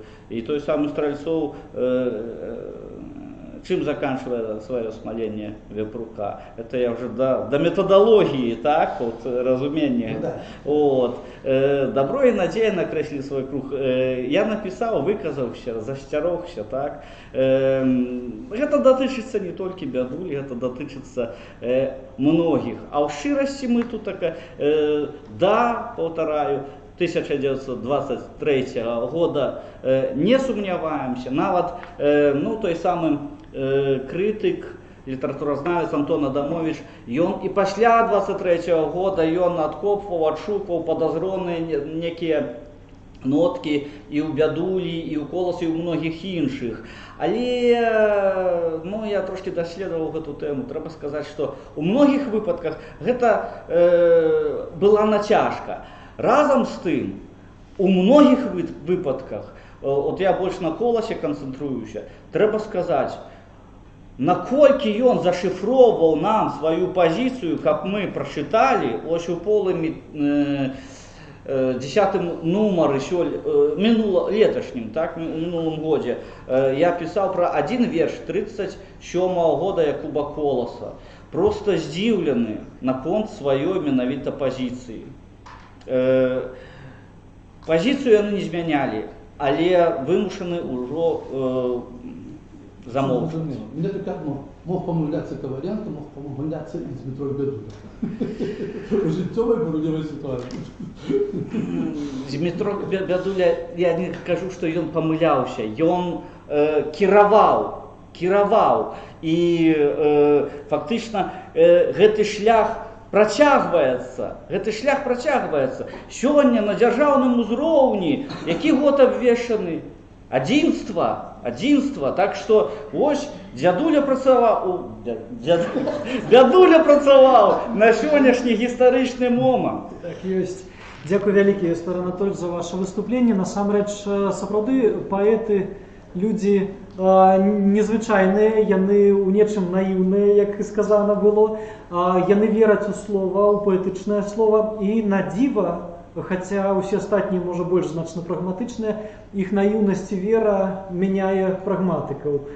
Таму сапраўды яркая была эпоха выключная, проста вызначальная для беларускай нацыі, бясспрэчна для беларускай дзяржаўнасці, для тых працэсаў, которые мы дагэтуль працягваем. І, натуральна ж, роля творчай асобы паэта ў ёй была бязмерна вялікай. Хацелася б працягнуць дыскусію, я запрашаю Ігора Михайловича Шаладонова ўжо ў якасці выступоўцы, старшы навуковы супрацоўнік Цэнтра даследаванняў беларускай культуры, мовы і літаратуры Нацыянальнай акадэміі навук Беларусі, кандыдат філалагічных навук, з дакладам «Канцэпцыя чалавека» ў аповесцях Змітрака Бядулі «Салавей» і Міхася Зарэцкага «Голы звер». Калі ласка. Дякую, Александр Александрович. С початком своего выступления я хотел бы поддякувати тим модераторам, тим, хто, скажем так, причинився к этому проекту, тому що це, безумовно, вельми значна з'ява, вельми значний, скажем так, унесок у нашу культурну спадщину, то есть урозуміння того, що ми є білоруси, що ми повинні існувати вічно і існувати повнокровним життям. І ще одна, у мене з цим возникла така цікава паралель сьогоднішньої нагоди, скажем, вот вашего проекта. Это я вспомнил верш великого русского поэта Александра Блока, где он вот в одном из вершев своим Пушкинскому дому писал: «Имя Пушкинского дома в Академии наук, звук понятный и знакомый, не пустой для сердца звук. Это звон льдохода на торжественной реке, перекличка парохода с пароходом вдалеке. Пушкин, тайную свободу пели мы во след тебе, дать нам руку в непогоду, помоги в немой борьбе». Ось я недаремно вибрав постать Олександра Блока у дочиненні до менавіта початку 20-го стагоддзя, потім, каб зв'язати це і з нашою, скажімо так, сьогоднішньою зустрічею. Справа в тому, що ось це поняття перекличка парохода з пароходом вдалеке Блока і Пушкіна, а сьогодні нас з молодняковцями на 100-годовий період у кінчині. І ось заховання духовної спадщини, її переємність для нас визначальна річ. Вона робить нас людьми, вона робить нас нацією. І тому ось це для нас вельми важливо і, можна сказати, льосовизначально. И тут еще одну, хотел бы акцентовать одну цитату с Блока. Это «Пушкин тайную свободу пели мы во след себе». Вот это, что такое тайная свобода, и ее основным, скажем так, лейтмотив моего выступления. Тайная свобода – это внутренняя свобода человека. И, безумовно, это пошук человека самого в себе. И вот, переходячи уже до сегодняшней, до своей темы, я ей назвал, что это концепция человека у оповестях из Дмитрака Бядули «Соловей» и оповести Михася Зарецкого «Голый зверь», то вот это пошук вот этой, скажем так, внутренней идеи человека в изначальность. Справа в том, что вот эти два творы, оповести, они были адметною з'явою не тільки у творчості самих творців, тобто самих прозаїків, але і адметною у білоруської літератури того періоду. Обидва цих твори єднає важна річ, що вони являються романтизованими оповістями, і важно те, що це були перші їхні оповісті. Одна написана в 27-му з Дмитраком Бядулі, друга в 26-му Михасем Зарецьким годах. І ось само поняття жанра вельми важна річ у літературознавстві, і, як би, скажімо, засеродиться, чому концепція чоловіка. Менавіта оповість виявляє саму сутність цього поняття концепції чоловіка. Коли ми говоримо про більш буйні жанрові системи, там, роман чи епопея, то там вже в основу твора лежить інша жанрова концепція особи. Там особую роль отыгрывая уже, скажем так, понятие осеродия, то есть формирование особы, формирование идеальной особы, то есть то героя в исключению в процессе сюжета. А вот тут менавіта белорусская оповесть выступила на поверку тем жанром, який давал махчимость поширать обсяг и раскрытия диалогичного мастацкого слова с исторической социальной зададенностью. і павеліченням фокуснай перспектывы погляду ў будучыню, уводзячы ў нацыянальную літаратуру розныя накірункі стылёвых мастацкіх плыняў, рэалізму, рамантызму, мадэрнізму. Пригадаем, то есть, і менавіта аповесць, на мою думку, адыграла вельмі важную, калі не выключную роль у развіцці беларускай літаратуры 20-30-х гадоў. Пригадаем такія аповесці, як Коласа ў палескай глушы і ў глыбі Палесці, яны тады яшчэ вызначаліся як аповесці, а потом сталі романам. Затым Гарэцкая «Две души», Ластовская «Лабірынты», Зоськи «Вера с каханне», Дмітрака Вядулі «Соловей», Михася Зарецкая «Голы звер». Что я еще хотел позначить, переходячи до анализа этих оповестей. Важно то, что, безумовно, они писались в той период, когда это был так называемый вельми бурный, сегодня это называют бифуркационным часом, это час, момент переосенсования многих проблем и многих з'яв. Это у многим час перакульвання многих, скажем так, основных жыццёвых пастулатаў. І менавіта вот гэты прызыў Блока чуць музыку рэвалюцыі, якую ён у сваім артыкуле, уже пазнейшым артыкуле «Інтэлігенцыя рэвалюцыя» пісаў, вельмі важны і для таго, каб разумець сённяшнюю творчасць аповесцей з Дмітрака Вядулі і Зарэцкага. Музыка – это вершина, скажем, постижения человечей души. Вот эта мелодика, настроевость человека, вызначить идеальный образ человека, показать его, скажем так, сутностную з'яву, ким он повинен, то есть ким он есть и ким он повинен стать, и вызначала вот эту задачу, якую поставили письменники белорусские у своей творчестве. Вот саму оповесть «Соловей» Дмитро Бедуля к їй підходив, так скажем так, поступово, тому що, скажем, не одразу дається жанрова особливість, скажем так, буйних прозаїчних форм. Але затым, то есть, приступивши до її, він взяв в основу як вельми неординарна особа, то есть, хлопчика, який наділений незвичайним даром переймання в книжненні. Брухобрёдством, як говорил, то есть ксёндз Марцевич, то есть и автор засяродзіў на гэтай асобе, на Салавеевай книжненні, важную рэч, чаму павінна служыць мастацтва. Сутнасць мастацтва, то есть и треба сказать, что вот эта романтичная плынь, то есть романтизованная плынь, на якую он, то есть стилистичная, выбранная самим письменником, давала ему махчимость у многим аллегорично поставить это питание. Безумовно, там, там есть выдатный, скажем, эпизод у этой оповести, где мы бачим поездку, то есть, когда отъезжают 4 человека, там, скажем так, пан Вашемирский, Ксёндз Марцевич, Симон Музыка и Фурман от пани Вашемирской. И они едут полем, скажем так, назад вертаются у свою, скажем, у свой маёнтак. Так вот там отбывается, то есть Дмитро Бедуля сконцентровал погляды, разные погляды на понятие мастацтва. Каждый глядит на окуляющее асяроддзе со своего пункта погляду. И вот тут квинтэссенцыя таго, аллегорично выступаю тем, что, безумовно, за этими поглядами схована важность того периода, який важный революционного периода. Каждый свою мае адносіны до мастацтва, то есть чему она повинна служить. Ксёндз Марцевич там, скажем так, думает только об том, как выпить вина, и я себе почуваю, сидит в виключении. То есть Вашемирский, пан Вашемирский, глядит на Бель и думая об Варшаве, то есть свою перенести трупу в Варшаву. Фурман, керуя, вельми так скажем, глядит и за лейцами тримає в книжненні, і Симон Музыка, який так само захоплений ось гэтым упітває, то есть, як би скажем, імкнеться спостигнуть природную сутність окуляючого асяроддя, проникається ею, і разом з тим думає об зосці, об коханої книжненні, то есть об її можливості. Ось тут 4 різні погляди на мистецтво, і кожна з них у той революційний період мала важную, скажімо так, свою складальність.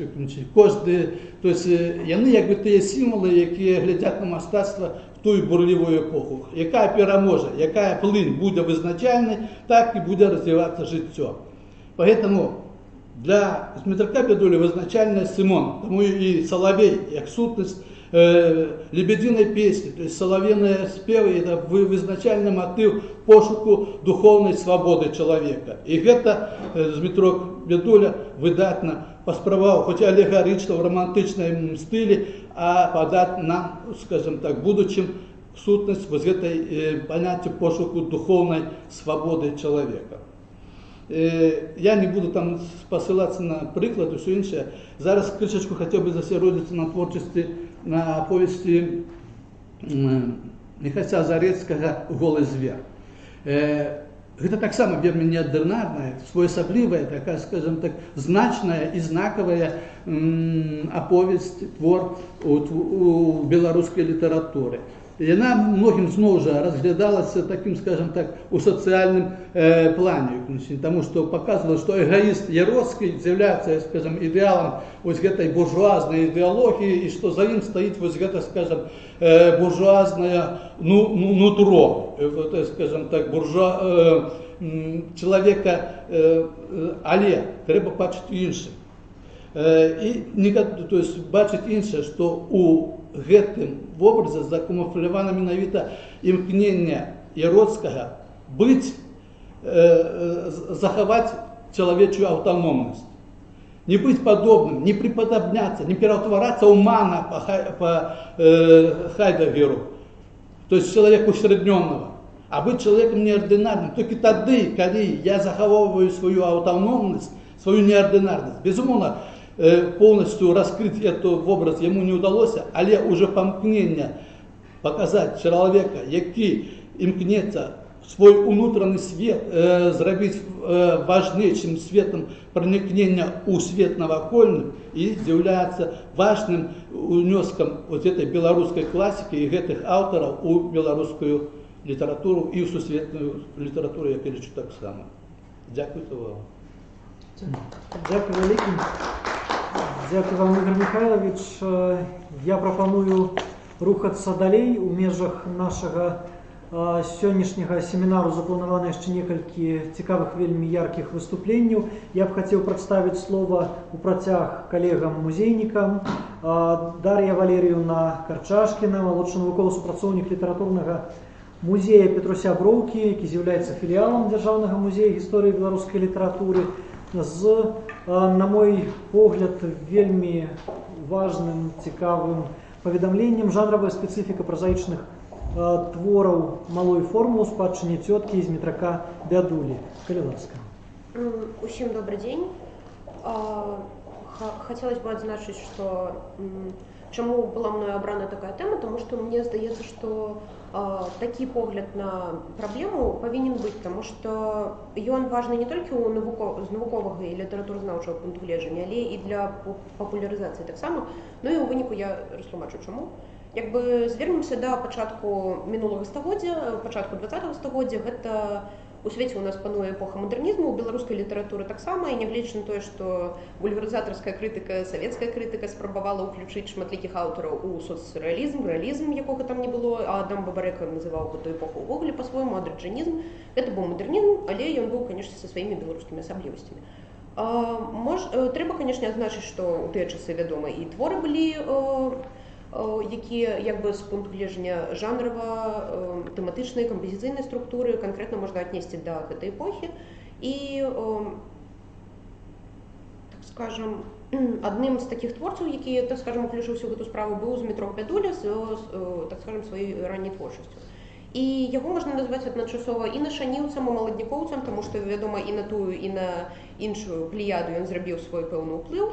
І калі разглядаць яго малыя празаічныя жанры, трэба звярнуцца да другога тома яго збору твораў пяцітомнага, у якім прыводзяцца вершы ў прозе, лірычныя імпрэсіі і апавяданні. Канкрэтнага такого жанравага падзелу ў гэтым томе няма, як бы у адным раздзеле выдаюцца вершы ў прозе лірычнай імпрэсіі, у другім апавяданні. Але нават з гэтым нескладаным падзелам можна ў нейкіх момантах не пагадзіцца, таму разгледзім на прыкладзе некаторых твораў. У прынцыпе, калі глядзець на жанр верш у прозе, то тэарэтык, адзін з асноўных гэтага жанру, Квіткоўскі, называў гэта адным з найбольш складаных літаратурных жанраў. І калі глянуць на яго асноўныя, так скажам, характарыстыкі, так скажем, у гэтым жанры, вядома, няма дадатковай рытмічнай арганізацыі, як у вершы, але ўсё ж такі ёсць выразны празаічны рытм, вельмі вялізная ўвага да вобразнасці, выразнай часткі тэксту, не столькі да апавядальнага пачатку. І, у прынцыпе, пачынальнікамі гэтага жанру лічацца ў нас Тургенеў са сваім апошнім зборнікам «Сінілі» і гэта Шарль Бадлер са сваімі маленькімі паэмамі ў прозе, вось ён, у прынцыпе, так скажам, і заклаў тэрмін у нейкім сэнсе. Што тычыцца менавіта бядулі, вось менавіта вершамі ў прозе у гэтым томе названы яго 39 твораў са зборніка «Абразкі». І па тэматыцы творы абсалютна розныя, але хочацца адзначыць некаторыя кропкавыя моманты, якія падводзяць нас да характарыстык жанру і да характарыстык, так скажам, эпохі. Напрыклад, у нас тут прысутнічаюць мартальныя матывы, яны прысутнічаюць у шматлікіх творах, там твор без споведзі, напрыклад, дзе адначасова у нас паміраюць два героі, гэта і бабулька, і гаспадар, які паехаў за папом для яе, ён памірае па дарозе. У гэтым жа творы у нас прысутнічаюць такія характарыстыкі, як па-першае, гэта такі твор, ён у гэтым зборніку самага буйнога памеру. Нягледзячы на тое, што вершы ў прозе, яны, канешне, вар'іруюцца па памеры, але ўсе астатнія там палова старонкі, старонка. Вось гэты твор, ён даволі вялікі, некалькі старонак займае, і у ім мы бачым відавочны празаічны рытм. Па-другое, ён падзелены на такія невялічкія часткі, якія можна нават параўнаць са строфамі, але, канешне, не зусім. І шмат, дзе яшчэ, канешне, прысутнічаюць мартальныя матывы, некалькі твораў там за тканінай, напрыклад, даль і іншыя з гэтага збору. Таксама адна такая характэрная прыкмета для літаратурнай эпохі, гэта мы бачым зварот да канкрэтна такога індывідуалізаванага героя са сваім унутраным светам і менавіта яго ўспрыманнем вакольнай рэчаіснасці. І гэта, можа быць, лічыцца не самай характэрнай характарыстыкай для верша ў прозе, але, як вы бачна, яно прысутнічае, і прысутнічае яно ў большасці твораў гэтага зборніка. Вобраз сна, тэма сну, якая вось яна фігуруе і вось менавіта як асобны твор, прысвечаны аповеду пра сон, ці, напрыклад, як адна, так скажам, з падтэм. Тэма сну яна была і ў Тургенева, і ў Бадлера, і, ў прынцыпе, вельмі-вельмі для тых часоў характэрная. Так скажам, для адлюстравання, калі гэта па-сучаснаму сказаць, падсвядомага героя. У выпадку малой прозы, у прынцыпе, такая сітуацыя, што жанравыя межы, асабліва таго часу, яны акрэсліваюцца даволі складана, і тое, што часцей за ўсё да гэтага жанру адносіць либо тое, што сам аўтар так назваў, либо тое, што так назвала крытыка. І калі глянуць усё ж такі на іншыя, напрыклад, з таго ж тома творы, якія там адзначаюцца як апавяданні, іх усё ж такі можна было б таксама данесці да гэтага жанру. Вядома, што не будзе размовы ісці пра такія класічныя творы, як там 5 лыжак заціркі, але, напрыклад, хацелася б паказаць адзін твор, які называецца «Туга старога Міхала».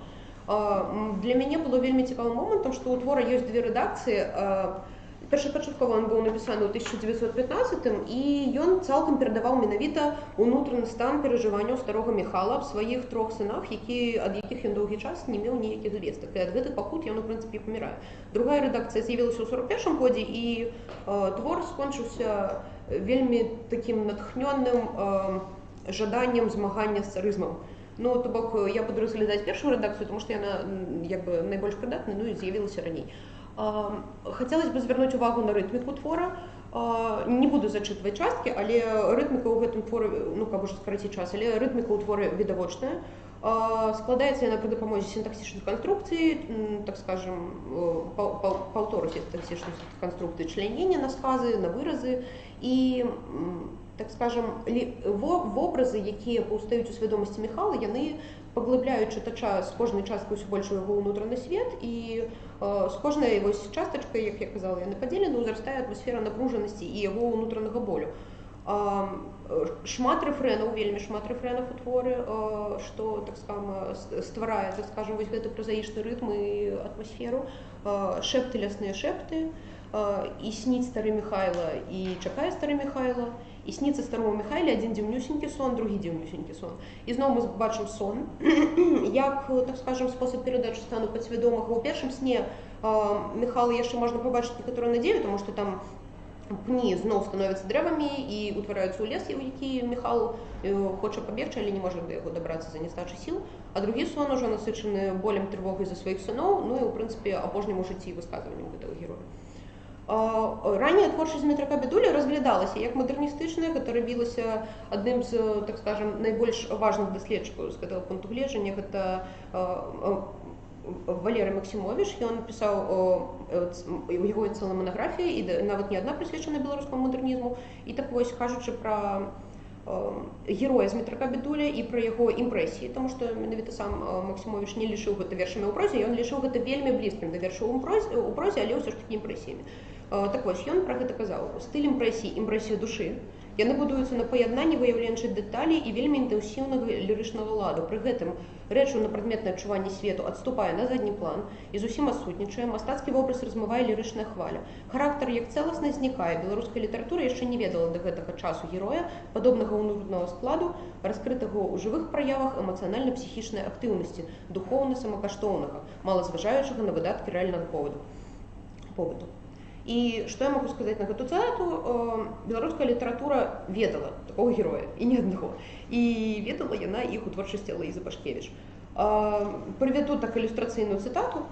Ішла і хісталася, ставала, глядзела расшыранымі вачыма ў немату ночы і пытала: а мне, а я, а маё дзе месца ў жыцці? Ламала рукі, і з памятых губ рвалося не то пытанне, не то пракляцце. Ось і свет хвалёны.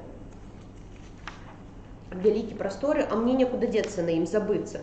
Рэха рвало жальбу дзяўчыны і быстра насіла па халодных каменях вуліцы, а яна біла галавой аб мур, адна, пуста. Ну і гэта ў нас кавалак вось з імпрэсіі лішняя, аўтарам якой з'яўляецца цётка. І тут мы бачым гераіню, канкрэтна, якая адчувае, так, яна адчувае пакуты ад разбітага кахання, і цалкам твор нават можна параўнаць з плынню свядомасці, таму што там, у прынцыпе, вельмі падобная пабудова, адзінае, што ён ад трэцяй асобы. І, у прынцыпе, калі казаць пра творчасць цёткі празаічную, яна была невялікай, гэта ўсяго 11 твораў, але яны былі ўсе і жанравыя, і кампазіцыйныя, і тэматычна абсалютна гранічна розныя, але часцей за ўсё сярод крытыкі і літаратуразнаўчых даследаванняў можна сустрэць менавіта клішэ апавядання наконт іх.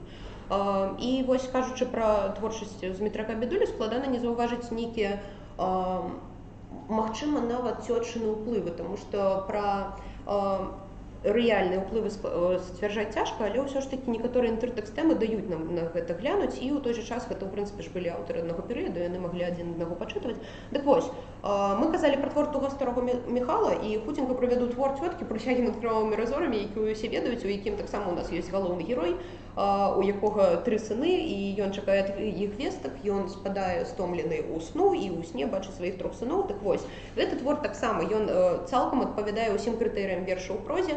Я ўжо, так як не хапае часу, не буду тады прыводзіць прыклады, але да чаго я гэта ўсё зараз кажу?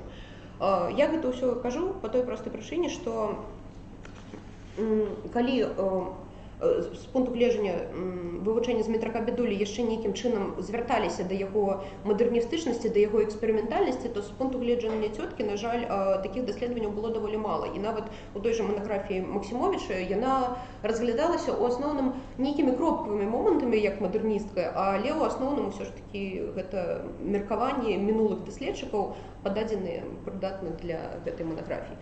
І улічваючы, што беларуская літаратура, яна даволі маладая і даволі складана ў наш час папулярызаваць яе нават сярод школьнікаў, сярод дарослых людзей, то разуменне таго, што ў нас ёсць свае бадлеры, так скажам, яно вельмі важнае, таму такія рэчы не толькі з навуковага пункту гледжання варта вывучаць.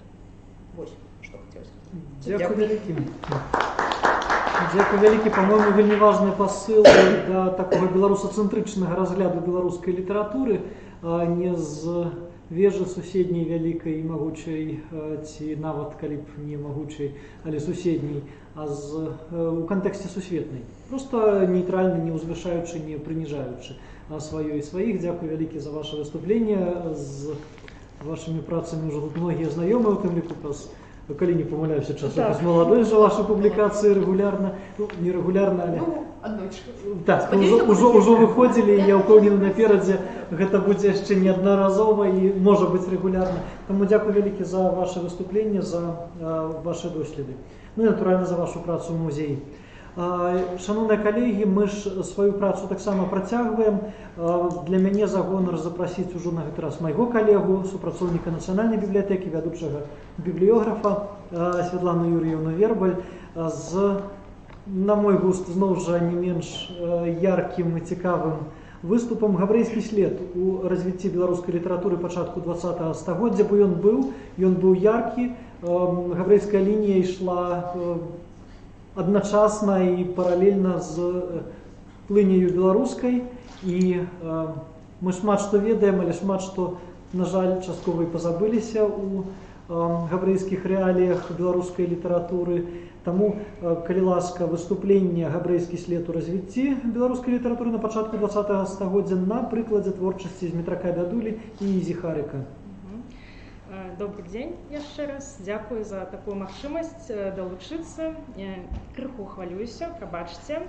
І тэма, як ужо было заяўлена, абвешчана, яна вельмі шырокая, глыбокая. Канешне, разгледзець яе за такі кароткі час немагчыма, таму я такімі, мабыць, таксама тэзісамі, урывачна. Чаму было выбрана такое пытанне? Бо, канешне, мы ўсе ведаем з гісторыі нашай краіны, што асабліва пасля абвяшчэння межы аселасці канцэнтрацыя габрэйскага насельніцтва яна была даволі высокая на беларускай зямлі. І, канешне, яны так ці інакш дынамічна развівалі сваю культуру, нягледзячы на розныя абставіны, і негатыўныя нават, і палітыку царызму. Але трэба казаць, што ў перыяд міжваенны, якраз калі мы разглядаем 20-30-е гады, праводзілася палітыка беларусізацыі, аднак нават улады БССР, асабліва старшыня ЦВК Александр Чарвякоў, ён меў вельмі такую, мабыць, парадаксальную і не вельмі папулярную меркаванне, але ён з вялікай пашанай адносіўся да габрэйскай культуры, і ён гаворыў, што увогуле беларуская і габрэйская культура яны цесна ўзаемасвязаны, і нельга, ну, мабыць, не нельга, немагчыма, вельмі цяжка разглядаць і вывучаць, даследаваць культуру беларусаў асобна ў нейкім адрыўку ад культуры габрэяў. І у кантэксце, то есть нават лічыцца, што ён такі запавет пакінуў, бо калі вы будзеце разглядаць беларускую культуру, вы ж рабіце акцэнт і рабіце гэта ў кантэксце вывучэння культуры габрэяў. Але, ну, напрыклад, вось Леонід Лыч у сваім нарасе падрабязным, прысвечаным габрэйскай культуры, ён выказвае свае такое сажаленне, спачуванне, што гэты запавет Чарвякова не заўжды быў вызначаны, не заўжды яго прытрымліваліся. Вось, але так ці інакш гэтая тэма была вывучана і даследавалася. У кантэксце свайго невялічкага аналізу я сустрэла такое для мяне новае паняцце, як ідышкайт. Гэта такі тэрмін з ідыша, ён азначае нешта як габрэйства, габрэйская сутнасць, габрэйскае паходжанне. І, канешне, было шмат і ў беларускай літаратуры не толькі сярод удзельнікаў маладняка, але проста сярод беларускіх пісьменнікаў было шмат прадстаўнікоў габрэйскага этнасу. Адзін з іх, як мы ўсе ведаем, і сёння нам напомніў нашчадак Змітрака Бядулі, яго сын Яфім Плаўнік, вось сам Змітрок Бядуля быў габрэем, ён радзіўся ў мястэчку Пасадзец, гэта Мінская вобласць, тады была губернія Лагойшчына сучасная. І да 16 год ён атрымліваў такі традыцыйнае выхаванне ў ешыбоце, адкуль ён быў выключаны з такой зганьбай, са скандалам за свае літаратурныя досведы першыя, бо гэта было крамола, нельга было пісаць ні вершы, ні маляваць нічога. Пра гэта нам таксама узгадаў яго сёння ў сваім звароце.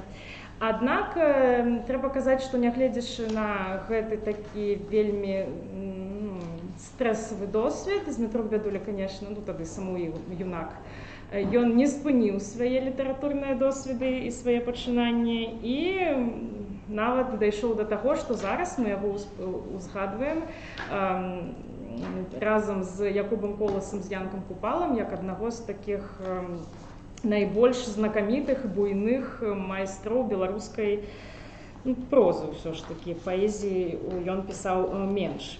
І трэба казаць, што калі мы ўжо ўзгадалі Янку Купалу, мяне вельмі зацікавіла тое, што менавіта гэты наше ўсё Іван Дамінікавіч Луцэвіч, ён адыграў пэўную ролю ў выбару мовы.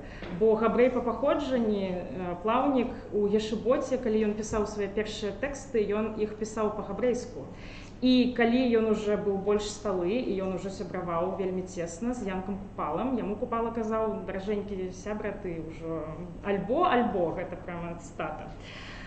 Ты выберы, ты пішаш ці па-беларуску, ці па-габрэйску, бо неяк нельга адначасова. І Змітрок Бядуля зрабіў свой выбар і пісаў, як мы ведаем, на беларускай мове. Але, канешне, ён ніколі не збываў, хто ён па нацыянальнасці, ён ніколі не адмаўляўся ад гэтага. І так ці інакш у розных тэкстах ён разглядаў гэтую тэму, да яе прама ці ўскосна звяртаўся, ці спыняўся на ёй. Канешне, яго літаратурная спадчына вельмі багатая, і таксама за некалькі хвілін аб'яць неабдымнае гэта вельмі цяжка.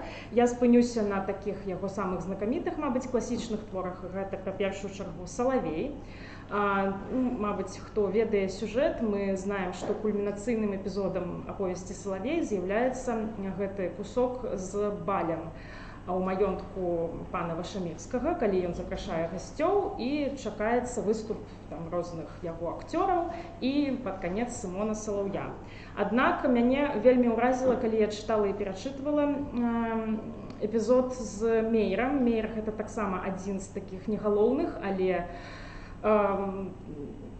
такіх другасцепенных герояў, які габрэй па паходжанні, і яго таксама запрашаюць, нават невядома чаму, ён не зацверджаны да гэтага, але вось Вашамірскі хоча яго паклікаць і кліча, каб гэты Мейр, ён выступіў, і ён спявае нейкую такую вясельную песню, і яна на ўсіх гасцёў, на публіку робіць вельмі моцнае ўражанне, што яны нават не разумеюць, чаму, хто гэта нейкі рыбак, ён брудны, ён неграмотны, ён чытаць не ўмее, ён не адукаваны, як мы. І мне здаецца, гэтым эпізодам ён вельмі яскрава апісаны.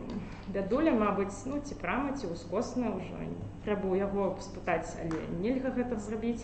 Ён, мабыць, малюе такі кантраст паміж габрэйскай культурай, якая тады, на момант, калі праходзяць падзеі Салаўя, гэта ці 18 ці пачатак 19 стагоддзя, канешне, тады культура габрэяў, яна ўспрымалася, як нешта дзівоснае, бо яны хто? Яны вандроўнікі, яны не маюць сваёй зямлі, гэта нешта таямнічае, экзатычнае, спецыфічнае, часам вельмі часта быў негатыўныя да яе адносіны, але тут ён робіць такі акцэнт на тым, што нават песня на невядомай мове гэтага невядомага бруднага рыбака, яна па сваёй эмацыйнай моцы і па сваёй якасці можа рабіць больш моцнае ўражанне, чым гэтыя тэксты ксяндзоў, якія прадстаўнікі такой адукаванай, светскай, кніжнай, еўрапейскай культуры.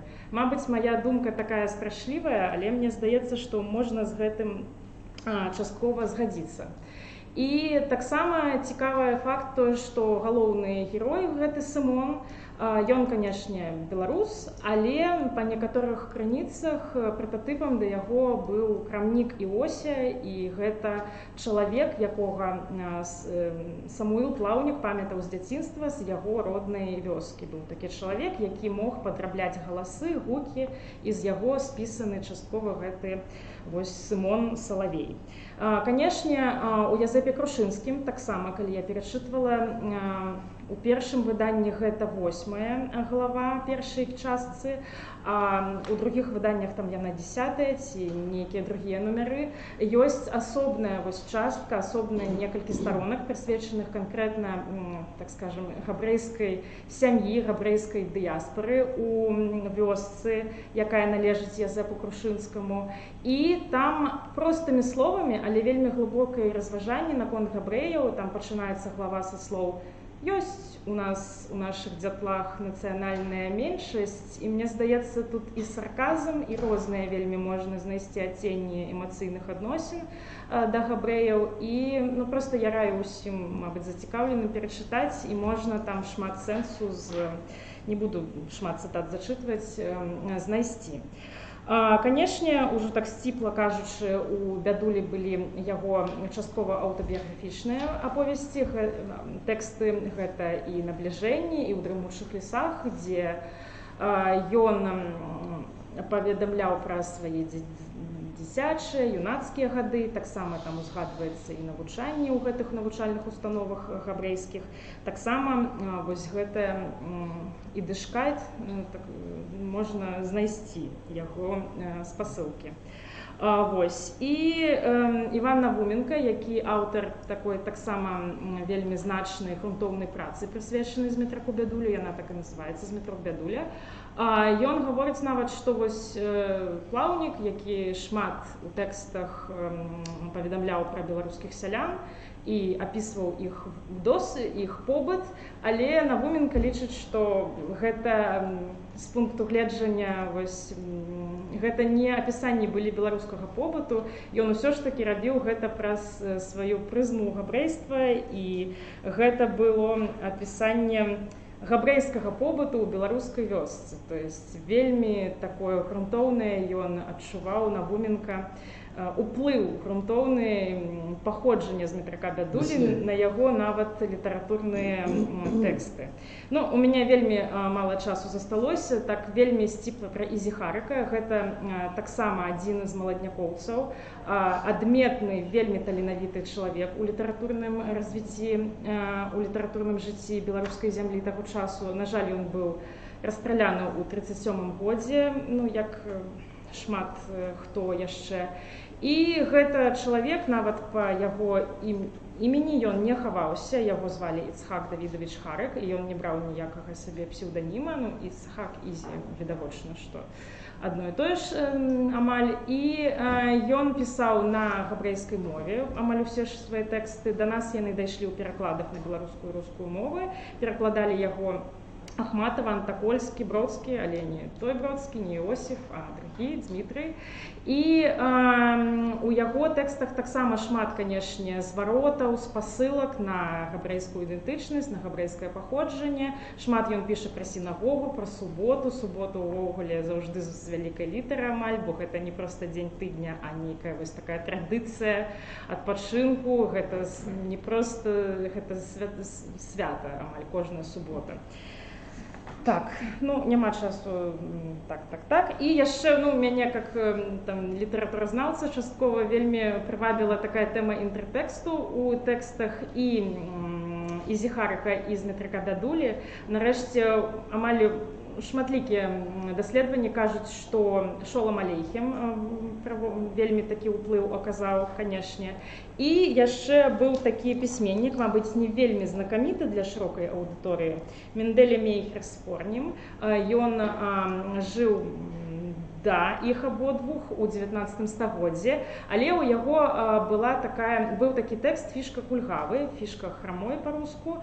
І вось Ізіхарык, ён зрабіў такі, неяк сіквел, ён напісаў караценькі верш «Сон фішкі кульгавага», дзе ён взяў гэтага чужога героя, які быў прыдуманы не ім, але вось ён развіў яго думкі і неяк нешта дадаў, вось аб чым мог баіць сны гэты герой, габрэй таксама, фішка кульгавы. Дзякуй вялікі за ваше выступленне. На жаль, для беларускага літаратуразнаўства вось гэты габрэйскі кантэкст, ён на сённяшні момант слаба даследаваны. Мы ведаем, што і ў беларускай літаратуры, і ў беларускім літаратуразнаўстве прадстаўнікі розных нацыянальных супольнасцей былі прадстаўлены. Шмат хто з іх зрабіў выключны абсалютна ўнёсак. Мы памятаем Сцепана Александровича, часам згадваючы, што ён быў хусейнавічам, адпаведна з татараў нашых тутэйшых. Мы часам згадваем асобных пісьменнікаў, вось як сапраўды Ізіхарык альбо Змітрок Бядуля. Пра Бядулю то неяк Бядуля па-беларуску гучыць не ўсе здагадваюцца, нават што той меў уласна габрэйскае паходжанне. Забытыя вельмі многія імёны надзвычай таленавітых творцаў беларускіх вось акурат гэтага перыяду, таго ж вось недавно працы Мойша Кульбака перакладаліся і выдаваліся. Іншыя ёсць знакамітыя сапраўды на свой час творцы, адны з лепшых ва ўсіх прасторах усходняй Еўропы, а можа і свету, калі шчыра, бо Беларусь на той час была адной з сталіц габрэйскай культуры, адным з галоўных цэнтраў, прычым як традыцыйнай артадаксальнай, гэтак і новай рэфармаванай і дышаванай. Фактычна больш нідзе ў свеце вы не знойдзеце, каб ідыш быў дзяржаўнай мовай. Толькі ў БССР рэальна ён такой стаў, і нават наша акадэмія навук, якая пачыналася як інстытут беларускай культуры, на пачатку пры стварэнні задумвалася як інстытут габрэйскай і беларускай культуры, альбо два асобныя інстытуты. У выніку толькі габрэйскі аддзел быў створаны ў Інбелкульце. Гэтаксама у беларускім дзяржаўным выдавецтве габрэйскую мову выкладалі адмыслова і для выкладання. Ілья Хуфальковіч, напрыклад, з Масквы ездзіў, хаця і мясцовых выкладчыкаў шмат было. У педагагічным каледжы і далей інстытуце таксама выкладалі, былі аддзяленні габрэйскія, бо былі навучальныя установы. І, як лічаць даследчыкі, акурат беларусізацыя дала новы імпульс габрэйскай культуры. У Беларусі вось гэтыя плыні былі вельмі цесна узаемазвязаныя. На вялікі жаль, гэтая плынь забытая і часткова знішчаная. Магу згадаць габрэйскі аддзел у фондах нашай бібліятэкі, які існаваў у міжваенны перыяд і збіраў габрэйскую літаратуру. На вялікі жаль, ён не перажыў вайну. Калі беларускія кнігі немцы, будзем казаць, як ёсць, вывозілі, і ў значнай меры пасля вайны яны вярнуліся назад, то габрэйскі фонд быў панішчаны, і мы маем толькі невялічанькія шматочкі, я б сказаў, той вялікай культуры, той Атлантыды, которая не дожила до наших дзён. Але ў нашай памяці яна быць павінна, таму дзякую вялікі за выступленне. Я выбачаюся, можа, за свае шырокія далей. Еще одну ремарку на гэтую тему. Мне просто падаецца, я згодна з вами абсолютно, што гаворачы пра габрэйскі след у развіцці беларускай літаратуры на пачатку 20-го стагоддзя, дзіўна разглядаць гэта на прыкладзе творчасці Змітрака Бядулі і Зіхарыка, Маісея Кульбака і гэтак далей, таму што яны былі не следам, а плынню у беларускай літаратуры. І даследчыку, выступоўцу папярэдняму, магчыма, было б цікава гэтую тэму, габрэйскі след у развіцці беларускай літаратуры, пачаць, напрыклад, разглядаць з такіх малых форм Міхася Ланькова 20-х гадоў, як апавяданне Гой. І гэта вось менавіта след у развіцці беларускай літаратуры, відавочны след, габрэйскі след у беларускай літаратуры. Дзякую. Дзякую вялікі. Ну, сапраўды тут праз асобу Змітрака Бядулі мы маем непасрэдную сувязь вельмі цесную, калі чалавек габрэйскага паходжання прыйшоў да беларускай творчасці, беларускамоўнай творчасці. Тут якраз яркі пераход, бо тут і плынь, і след, і ўплыў усё разам. Але сапраўды на многіх творцаў беларусаў габрэі паўплывалі вельмі істотна, і гэта трэба прызнаць як факт. Я ўпэўнены, што вось гэтыя міжкультурныя, міжмоўныя, міжлітаратурныя сувязі, яны вартыя яшчэ далейшага разгляду. Натуральна, многае ўжо сказана і вядома, але шмат што яшчэ чакае нас наперадзе. Але ж мы ідзем далей. Запрашаю Андрэя Кушевіча. Андрей Александрович з'яўляецца дацэнтам кафедры рэдакцыйна-выдавецкіх тэхналогій Беларускага дзяржаўнага тэхналагічнага універсітэта, кандыдатам філалагічных навук. Ён запланаваў выступленне на тэму роля Змітрака Бядулі ў стварэнні першага нумара дзіцячага часопіса «Зоркі», знакавага, абсалютна фенаменальнага часопіса, пра который зноў жа сёння, на жаль, для шырокай аўдыторыі мала каму вядома. Калі ласка. Дзякую, добры дзень, дзякую за прадстаўленне. Значыць, творы Змітрака Бядулі ўжо доўгі час уваходзяць у кола дзіцячага чытання. Вывучаецца ў праграме па беларускай літаратуры для устаноў агульнай сярэдняй адукацыі. Існуюць асобныя артыкулы, прысвечаныя вывучэнню творчасці пісьменніка ў кантэксце адукацыйнага працэсу. У вучэбным дапаможніку для устаноў вышэйшай адукацыі «Беларуская дзіцячая літаратура», які выйшаў у 2008 годзе, Змітраку Бядулі прысвечаны асобны манаграфічны артыкул. У сувязі з гэтым адметна, што пісьменнік з'яўляўся галоўным рэдактарам аднаго з першых беларускамоўных часопісаў для дзяцей «Зоркі», які выходзіў у 1921-1922 годах. Датай выхаду першага нумара дадзенага штомесячнага, як было заяўлена на выкладцы выдання, пазначана 25 лютага 1921 года. У згаданым вышэй дапаможніку даецца і агульная характарыстыка выдання. Адзначаецца, што ў ім аўтары публікацый імкнуліся да разнабаковага развіцця маленькага чытача, дбалі пра выхаванне яго народным матэрыяле, блізкім дзіцячаму ўспрыманню. Звернемся непасрэдна да першага нумара часопіса. Дарэчы, ён змешчаны на партале нацыянальнай бібліятэкі, можна яго паралельна, калі показать. Так. Часопіс открывается вершем Янки Купалы «У школу», что указывает на адпаведную накіраванасць выдання. Клумак с книжками под пахой, думак полна голова, там у школу даўным шляхам сыпе сельская дзетва.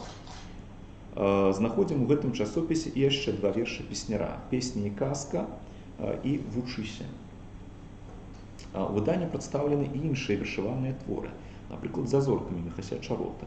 Асобна трэба назваць дыдактычны верш к дзеткам славутага празаіка Кузьмы Чорнага, які падпісаны яго сапраўдным імем Мікола Рамановскі. Гучыць ён так: «Вучыцеся, дзеткі, дужэйце на волі, каб скарбы навукі знайсці, каб лепш было з жыццем змагацца за долю народнай і мілай зямлі. Бо цяжка, ой, цяжка змагацца тым людзям, хто ў вечнай цямноце жыве. Не бачыць ён свету і бачыць не будзе, бо свет той навука дае». Надрукавана у часопісе таксама аўтарская проза для дзяцей. Напрыклад, апавяданне пра значэнне роднай мовы «Гузік» Міколы Рамановскага, Кузьмы Чорнага. Падкрэслім гумарыстычны элемент у апошнім творы, што запатрабавана адпаведнай мэтавай аўдыторыі, зварот да якой метадычна прасочваецца на працягу ўсяго нумара.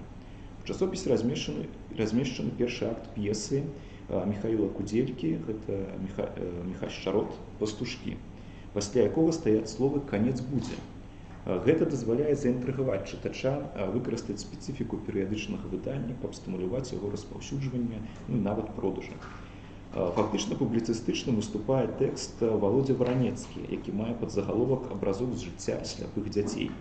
У дадзеным творы расказваецца гісторыя хлопчыка Володзі, які вырашыў пагуляць з гранатай, а тая ўзарвалася ў яго руках і пакінула эксперыментатара без зроку. Аўтар паказвае, як хлопчык прыстасоўваецца да жыцця і імкнецца да навукі. Матэрыял пададзены настаўнікам мінскай школы для сляпых Лявонам Бельдзюкевічам, таксама знакавай асобай таго часу. Значнае месца адведзена ў часопісе фальклорным творам, напрыклад, казкі «Каток, піўнік і лісічка», як «Малы каток вялікіх звяроў напалохаў» і іншае. Як рэдактар Змітрок Бядуля не мог не мець дачынення да іх падрыхтоўкі да друку. Схаваная пад псеўданімам В.Л. Працяжніка аўтарка падала вершаванае «Вяселле Шчыгліка». Яно пачынаецца так: «Шчыглік невялічкі, грамаду збірае, сам не хоча адзін жыць, жаніцеся мае. Узяў сабе птицу, бараву сініцу, красную ясную, вераб'я сястрыцу». Ну, гэта больш вялікі верш. І, што цікава, вельмі падобны тэкст знаходзім у запісах фальклору Яна Чачота. Фактычна ідэнтычна там гучыць: «Шчыглік невялікі, грамаду збірае, сам не хоча адзін жыць, жаніцеся мае. Узяў сабе пііцу, бараву сініцу, красную ясную, пераб'е сястрыцу». Звернем увагу і на вершаваны тэкст, як дзед з бабай боб садзіў, які мае падзагаловак «Народная байка». Напрыканцы тэксту аўтар пазначаны літарамі СП. Адразу заўважу, што літара П не зусім выразна надрукавалася ў тым асобніку, з якім давялося працаваць. Тым не менш, згаданы факт дазваляе выказаць асцярожнае меркаванне, што за псеўданімам СП мог хавацца і сам Змітрок Бядуля. СП можа быць расшыфраваны як Самуіл Плаўнік. Аднак у алфавітным паказальніку твору Змітрака Бядулі ў 5 тамах тэксту з такой назвай няма. У дадзеным выпадку неабходны дадатковыя даследаванні. Структура часопіса прадуманая, прысутнічае ў ім, як адзначалася даследчыкамі раней, накіраванасць на тэмы вучобы, навукі, новага жыцця. Назіраецца імкненне паказаць творы розных родаў літаратуры. У тым ліку ў педагагічных мэтах падаецца адмыслова дабраны фальклор. Чытачам прапаноўваецца творчасць іх сучаснікаў. Адзін аўтар можа быць прадстаўлены некалькімі творамі. Все гэта гаворыць пра сур'ёзную рэдактарскую працу Змітрака Бядулі. Значнае месца ў першым нумары надаецца і творчасці самого Самуіла Плаўніка. Сваю прозу галоўны рэдактар размясціў у часопісе пад псеўданімам Змітрок Бядуля. Гэта творы «Панская хвароба» і «Снежны дзед». Вершы пад псеўданімам Есакар. Гэта творы «Баю-баю баечку», «Дед Мороз». Дарэчы, Михаил Кудзелька таксама выступае ў гэтым выданні пад двума псеўданімамі, як Міхась Чарот, верш «За зоркамі», і як М. Кудзелька, п'еса «Пастушкі». Калі звярнуць увагу на імёны асноўных аўтараў першага нумара, заўважаецца, што Змітрок Бядуля і Кузьма Чорны будуць сябрамі, а Міхась Чарот нават адным са стваральнікаў літаратурнага аб'яднання «Маладняк», якое аформіцца ў 1923 годзе. Да таго ж з вялікай пашанай маладнякоўцы ставіліся да Янкі Купалы, творчасць якога сімвалічна адкрывае часопіс. У сувязі з гэтым варта ўзгадаць і зборнік «Маладняк Янку Купалу», які выходзіў у 1925 годзе, у якім аддаецца належнае прызнанаму класіку беларускай літаратуры. На падставе сказанага вышэй атрымліваецца, што першы нумар дзіцячага часопіса «Зоркі» выглядае, так бы мовіць, у некаторай ступені маладнякоўскім, гэта трэба ўзяць у двукосе слова, яшчэ да ўзнікнення адпаведнага літаратурнага аб'яднання. Не супярэчыць гэтаму назіранню і фальклор змешчаны ў выданні, і адукацыйныя мэты, якія рэалізуюцца на яго старонках. Такім чынам, Змітрок Бядуля прыняў удзел у стварэнні першага нумара часопіса «Зоркі» і як рэдактар, і як актыўны аўтар. У гэтым нумары надрукавана проза, паэзія, публіцыстыка, драматургія тагачасных літаратараў, а таксама беларускі фальклор. На старонках выдання добра прадстаўлены творы пісьменнікаў, якія будуць звязаныя з літаратурным аб'яднаннем «Маладняк». Важнае месца адведзена творчасці Янкі Купалы. Пры падборы тэкстаў улічаны чытацкі адрас. На гэтым асноўнае, што я хацеў сказаць. Дзякуй вялікі, Андрей Александрович. А ці ёсць у шаноўнай аўдыторыі пытанні, бо ў мяне ёсць? Я просто з асабістай цікавасці хацеў дазнацца. У свой час меў, зараз можа паспрабую яшчэ і паказаць, меў справу вось з такім часопісам. Мы ведаем, чытанкі у Беларусі існавалі і часопісы выдаваліся, у тым ліку для дзетак. У тым ліку для дзетак згадаем Лучынку, згадаем некаторыя іншыя ініцыятывы яшчэ ранняга часу, пачатку 20-го стагоддзя. Чытанкі для дзетак рыхтаваліся. Тая ж цётка, пра которую сёння згадвалі, это не толькі Лучынка, гэта і львоўскія яе працы, акурат скіраваныя на чытанне дзяцей.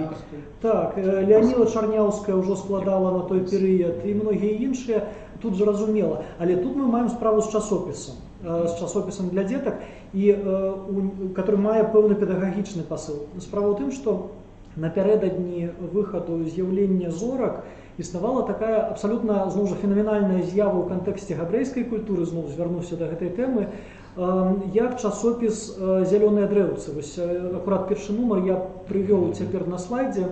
Справа ў чым і праблема ў чым? Гэты часопіс акурат быў скіраваны на выхаванне дзяцей. Гэта не проста дзіцячы часопіс, які стаў выключна з'явай у расійскай імперыі. Ён выходзіў шматлікімі тыражамі, ён распаўсюджваўся па ўсёй імперыі і далёка па-за межамі. Ён пашыраў мову ідыш, которая толькі-толькі набывала статус дзяржаўнай, як гэта было вось у нас.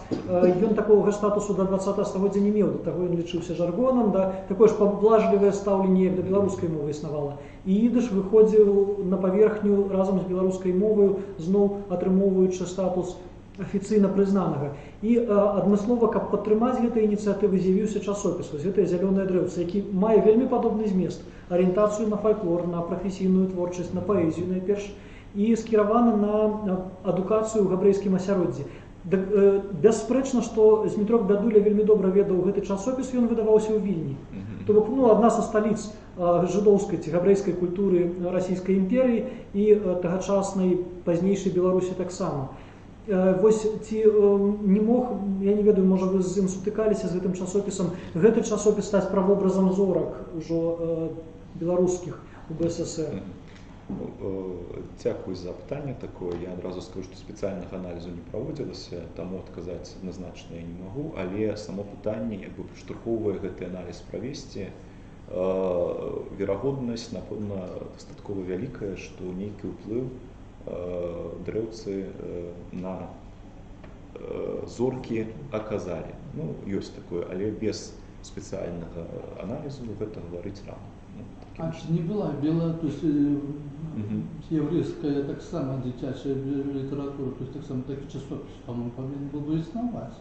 Штерн, может, то есть Штерн був центральним органом, а Штерн, так. Зорка, Да. Візита Штерн, вона виходила весь час у БССР при ЦВК, фактично редагувалася, це Білдзержвидат, разом з польським часописом, газетой, разом з Советською Білоруссю, газетой білоруською і шматлікими ну, я думаю, що Йосип І Штерн. дитячий повинен був. Наколькі пам'ятаю, у БССР вельми шмат видавалося подручників для гаврейської школи на ідиші акурат, але часопис я не пам'ятаю, як виходив, хоч яким він це для діток. Да, не було. Да? Ні, треба пошукати.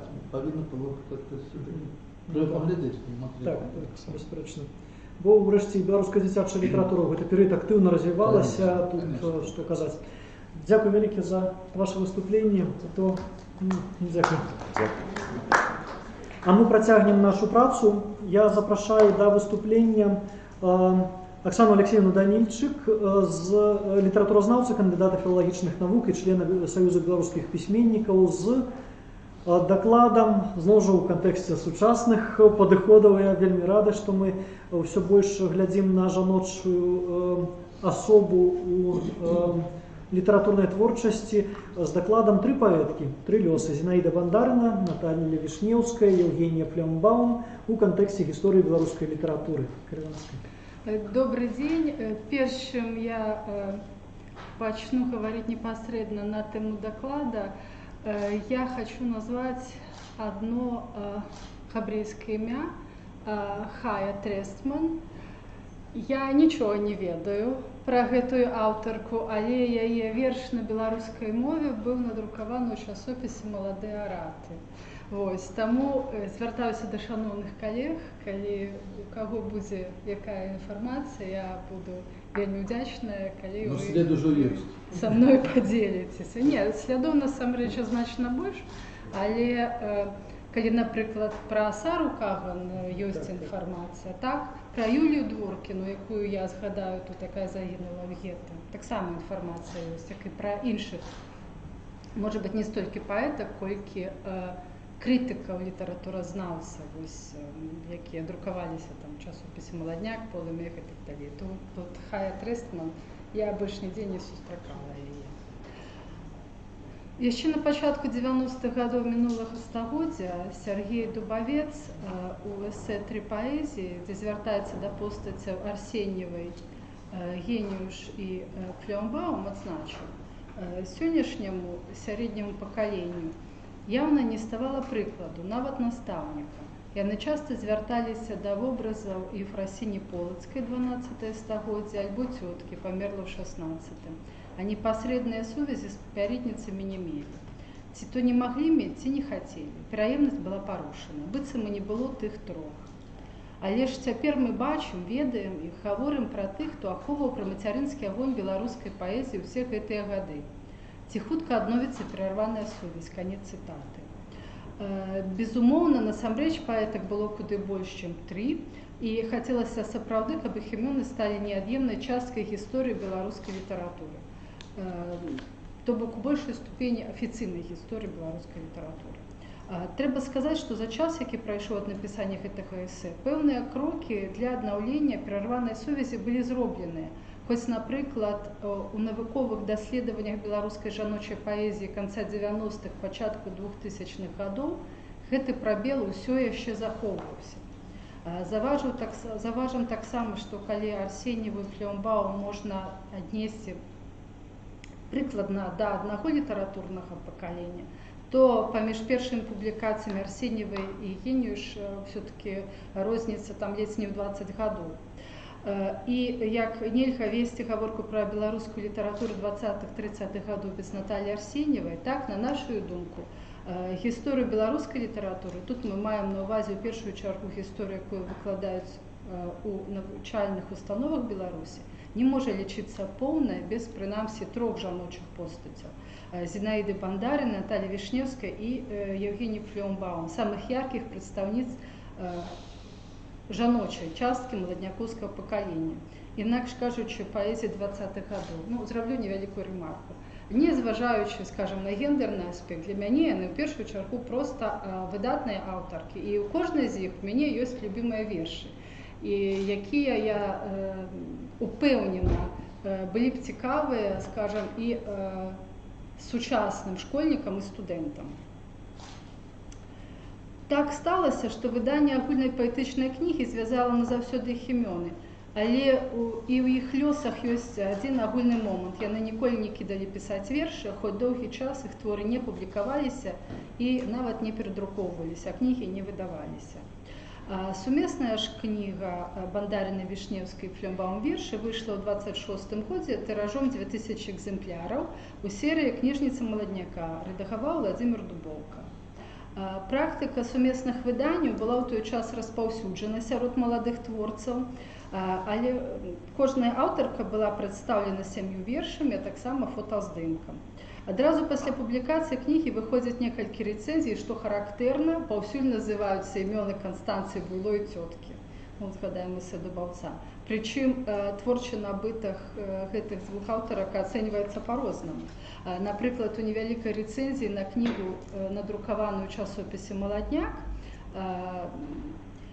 Клай Байкоў пісаў: «Зборнічак вершаў паэтак маладняковак зварачае на сябе ўвагу, што гэта першы за час рэвалюцыі зборнік жаночай творчасці. Вядома, што нашыя кабеты сарамяжныя, іх трэба парадкам раскачаць, каб яны пачалі выяўляць сябе ўраўне з мужчынамі. Праўда, некаторыя выяўленні беларускай літаратуры жаночая творчасць знайшла сабе яшчэ да рэвалюцыі. Да гэтай катэгорыі належыць зборнік Канстанцыі Буйло і вершы цёткі. Аднак, калі не лічыць вельмі скромнай па сваіх размерах маркі, чамусь у час рэвалюцыі нашы кабеты маўчалі ды маўчалі. Крытык адзначае і характэрныя рысы творчасці кожнай з аўтарак. Зборнічак вершаў бандарнай кампаніі відавочна паказвае, што беларуская камсамолка выходзіць на шлях шырокай грамадзянскай дзейнасці. Грамадзянскія матывы асабліва выразна чуваць у вершах Бандарыны. У яе ж гул фабрычны прывітанне спявае. Вершы Вішнеўскай і Флёмбаум больш лірычны па свайму зместу, прычым у першай мае перавагу, я б так сказаў, лірызм суб'ектыўны, а ў другой аб'ектыўны, замілаванне да роднай краіны.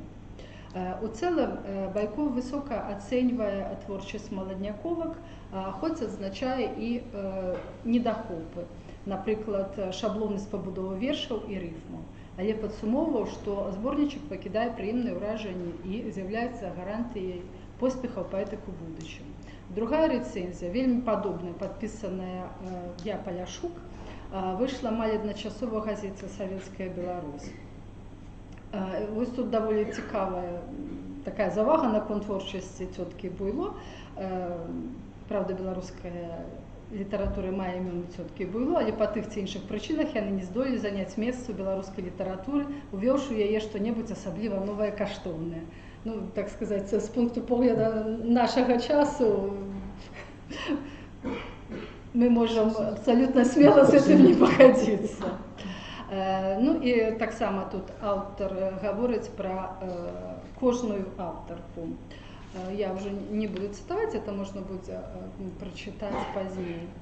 Кніга была прыязна сустрэта ў заходняй Беларусі. Напрыклад, Атон Луцкевіч публікаваў у беларускім календарі за 29 год артыкул з усходніх загонаў, літаратурны агляд, дзе пісаў, адзначыў адну вельмі прыемную праяву, якой з'яўляецца зборнічак вершаў трох маладых пяснярак Бандарыны, Вішнеўскай, Флёмбаум. Наша паэзія мае надта мала жаноцкіх найменняў, зноў жа апрача цёткі ды буйлянкі. Бадай нікога больш жанок не бачым мы на нашым адраджэнскім Парнасе. У 1931 годзе новы часопіс заходняй Беларусі «Жаноцкая справа» выйшла некалькі нумароў, але тым не менш апублікаваў на сваіх старонках вершы трох аўтарак пад агульнай назвай «Пясняркі з усходняй Беларусі» з невялікай прадмовай, дзе пісалася пра вядомых беларускіх паэтак 19 пачатку 20 стагоддзя і пра Наталью Арсеньеву. І з радасцю адзначалася, але на ўсходзе, загранічнай мяжой, якая падзяліла Беларусь на дзве часці, родзяцца сярод беларускіх жанчын паэтыцкія таленты. І у трох нумарах, у другім Зінаіды Бандарынай, у трэцім Натальі Вішнеўскай, у чацвёртым былі надрукаваныя вершы Евгеніі Флёмбаум. Я тут іх пералічваю, не буду называць. У другой палове 20-х гадоў усе тры аўтаркі актыўна публікуюцца, рыхтуюць свае новыя, ужо персанальныя кнігі. Пра гэта паведамляюць часопіс «Полымя» за 27 год у раздзеле «Хроніка беларускай культуры». Зіна Бандарына здала беларускаму дзяржаўнаму выдавецтву для надрукавання зборнік вершаў «Звоны-перазвоны». Значыць, зборнік быў ужо цалкам падрыхтаваны, раз быў здадзены. Па невядомых прычынах кніга не ўбачыла свет. Адзначым таксама, што у сваёй кнізе «Маладняк за 5 год», якая выйшла ў 28 годзе, Максім Гарэцкі прысвяціў Зінаідзе Бандарынай асобны раздзел. Ёй адной з жанчын. Вернемся 27 года, там упершыню ў хроніках часопіса «Маладняк» з'яўляюцца звесткі пра тое, што Евгений Флюмбаум рыхтуе да друку зборнік лірычных вершаў. Але толькі ў 30-м годзе у 2 нумарах ідзе гаворка пра тое, што кніга здаецца ў друк, прычым агучваецца яе назва «Мелодыі». Гэты зборнік таксама не ўбачыў свет. Паступова жыццёвыя сацыяльна-палітычныя абставіны складаюцца такім чынам, што адна за адной аўтаркі перастаюць публікавацца. У 29-м годзе арыштаваны першы муж Наталі Вішнеўскай Алесь Дудар, і паэтка практычна знікае з літаратурнага далягляду. Яна практычна знікае з літаратурнага далягляду. Яна перыядычна з'язджае з Беларусі, а ў 1938 годзе канчаткова пасяляецца ў Ленінградзе. Вершаў больш не друкуе. Тым не менш, зусім нядаўна 3 вершы Наталі Вішнеўскай, датаваныя 61 годзе, адшукаліся ў фондах Дзяржаўнага музея беларускай літаратуры ў архіве Алеся Звонака. У 1931 годзе выходзіць замуж за Максіма Лужаніна Евгения Флюмбаум і таксама перастае публікавацца. Вот з 1931 года вельмі вялікі перапынак. У 1933 годзе паэта арыштоўваюць, высылаюць у Сібір. Наступная публікацыя з'яўляецца толькі 80-е гады. Пра апошнія кнігі Евгения Флюмбаум вядома.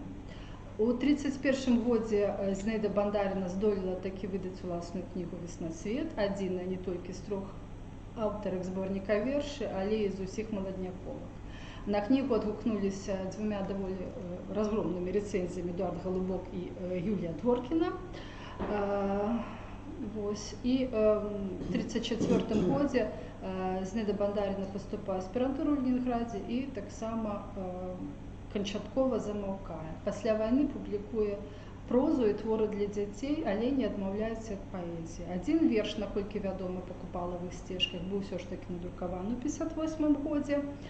Ну і хочацца адзначыць, што невядомыя творы Зінаіды Бандарынай паступова вяртаюцца да нас у шматлікіх публікацыях. Прынамсі, у часопісе «Маладосць» амаль усе артыкулы суправаджаюцца першапублікацыямі твораў Зінаіды Бандарынай, многія з якіх былі ўзяты з рукапісаў. Хоць паэтка падрыхтавала зборнік «Выбраныя вершы», які, на жаль, таксама не выйшаў. У Бдамлі захоўваецца ліст Наталі Вішнеўскай да Евгенія Флюмбаум, які датуецца 18 снежня 1987 года.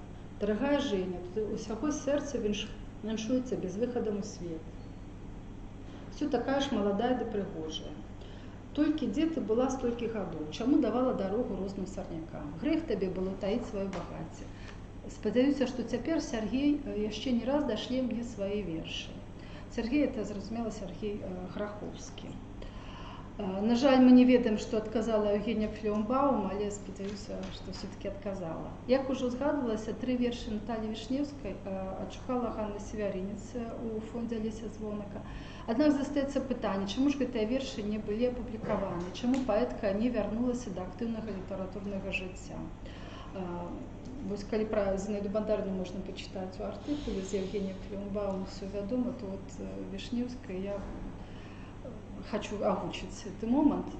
Адказ на яго дае сама Наталья Вішнеўская ў лісце да Сергея Граховскага ад 1 ліпеня 1981 года, апублікаваным пазней Леанідам Мараковым. Наконт даведніка не клапаціцеся, што ён мне дасць. Старых памятаю і так, а новых усё роўна не ведаю. А тое, што я не папала ў яго, дык гэта ж справядліва.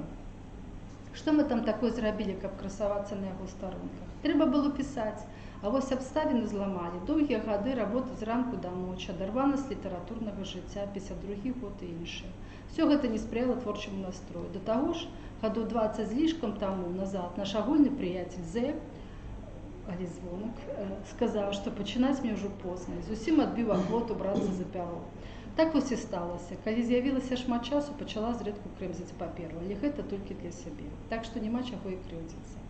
Думаецца, ну і гэта пацвярджае Леонід Мараков у сваёй расшыфроўцы, гаворка ідзе менавіта пра адказ Алеся Звонака Наталіі Вішнеўскай на той ліст, у якім былі дасланыя вершы. Шкада, што ніякай падтрымкі паэтка не атрымала. А як не атрымала яе амаль у гэты ж самы перыяд, канец 50-х, Зінаіда Бандарына з выданнем сваёй кнігі «Выбраныя вершы». Гэта тым больш крыўдна, бо гаворка ідзе пра былых паплечнікаў, калег па літаратуры. Што можна сказаць у заканчэнні? Акалічнасці ніяк не спрыялі вяртанню пасталелых дзяўчат у паэзію. Ніхто іх там асабліва не чакаў. Тым больш варта працягваць працу ў гэтым накірунку, каб пазбавіць гісторыю беларускай жаночай паэзіі перарваных сувязяў. Гэта датычыцца і больш позніх твораў трох аўтараў. Дзякую. Дзякую вялікі за ваше выступленне. Сапраўды лёс аказаўся вельмі няпростым для многіх жанчын у беларускай літаратуры, пачынаючы, калі мы кажам пра 20-е стагоддзе, з той жа цёткі, чыё жыццё аказалася, на жаль, вельмі кароткім, і яе служэнне ось не толькі літаратуры, але і народу скончылася трагічна, сапраўды. На вялікі жаль, жыцці многіх паэтак беларускіх 20-30-х гадоў таксама вельмі нечакана завяршыліся, скончыліся і іх творчыя высілкі. Я думаю, што з улікам той праграмы, которую мы ініцыявалі, самы час прапанаваць слова нашым удаленым партнёрам, удзельнікам, якія б хацелі сваё слово сказаць у межах семінара пра, можа быць, недастаткова вядомае у гісторыі маладняка. І найперш хацелася б прадставіць слова нашай удзельніцы з Санкт-Петербурга, кандыдату філалагічных навук Марыі Віктораўне Бухаркінай з выступленнем Виктор Иванович Бухаркин и его удел у литературном объединении «Молодняк». Здравствуйте, уважаемые участники семинара. Тема моего доклада – Виктор Иванович Бухаркин и его участие в литературном объединении «Молодняк». Судьба моего прадеда Виктора Ивановича Бухаркина, участника «Молодняка», схожа с трагическими судьбами многих молодняковцев, жертв сталинских репрессий, так же, как схожи сложные пути их творческих поисков. Виктор Иванович родился в 1898 году в селе Лопуховка Вольского уезда Саратовской губернии в крестьянской старообрядческой семье. С 14 по 18 год учится в Вольской учительской семинарии. В 18 году вступает в партию, оставляет учебу в семинарии и несколько лет работает в родном крае в партийных должностях: агитатором на прифронтовой полосе, инструктором военкомата, секретарем уездного комитета. В 21 году он окончил философское отделение историко-филологического факультета Московского госуниверситета, служит в должности инструктора в ЦК ВКПБ в Москве и читает лекции по истории и философии в Коммунистическом университете трудящихся Востока. С 22 по 29 год Бухаркин живет и трудится в Белоруссии, читает лекции в Центральной партийной школе Минска. С октября 22 года 3 года преподает курс политэкономии и обществоведения на рабочем факультете БГУ, общественные дисциплины в педагогическом техникуме и на высших белорусских педагогических курсах. С октября 25 года в течение 3 лет в Белорусской сельхозакадемии в Горках преподает исторический материализм. Осенью 28 года возвращается в Минск, преподает в БГУ политэкономию и художественную социологию на педагогическом факультете и политэкономию на вечернем отделении рабфака. Осенью 29 года Виктор Иванович переезжает в Ростов-на-Дону и несколько месяцев работает в должности доцента в Северокавказском госуниверситете на педагогическом факультете. Преподает поэтику и методологию литературы и заведует литературным отделением. Весной 30 года Бухаркин переезжает в Ленинград, служит в должности ученого секретаря Пушкинского дома, а также внештатного доцента, а позже профессора филологического факультета Ленинградского госуниверситета и заведует отделением западноевропейской литературы. Преподает марксистское литературоведение, историю античной и западноевропейской литературы. В начале 1935 года Бухаркин был арестован, исключен из партии, осужден за принадлежность к контрреволюционной зиновьевской группе, к заключению в концлагерь на 3 года в Магаданской области. Его жена Софья Степановна, урожденная Жуковская, она была из Беларуси, вместе с сыновьями-школьниками добровольно отправилась за ним на Колыму, надеясь освободить мужа. Но 6 августа 1938 года он был приговорен тройкой НКВД к высшей мере наказания. В тот же день приговор был приведен в исполнение. В 1961 году Виктор Иванович был реабилитирован. Научное наследие Бухаркина насчитывает 6 статей, 4 из которых опубликованы на белорусском языке. Белорусского он не знал, работы ему переводили. Кроме того, он публиковал небольшие заметки в факультетской газете Ленинградского университета о марксистском литературоведении и об учебном процессе. И сохранились конспекты его лекций по западноевропейской литературе XVII века и теории марксистского литературоведения, записанных одним из студентов Ленинградского университета.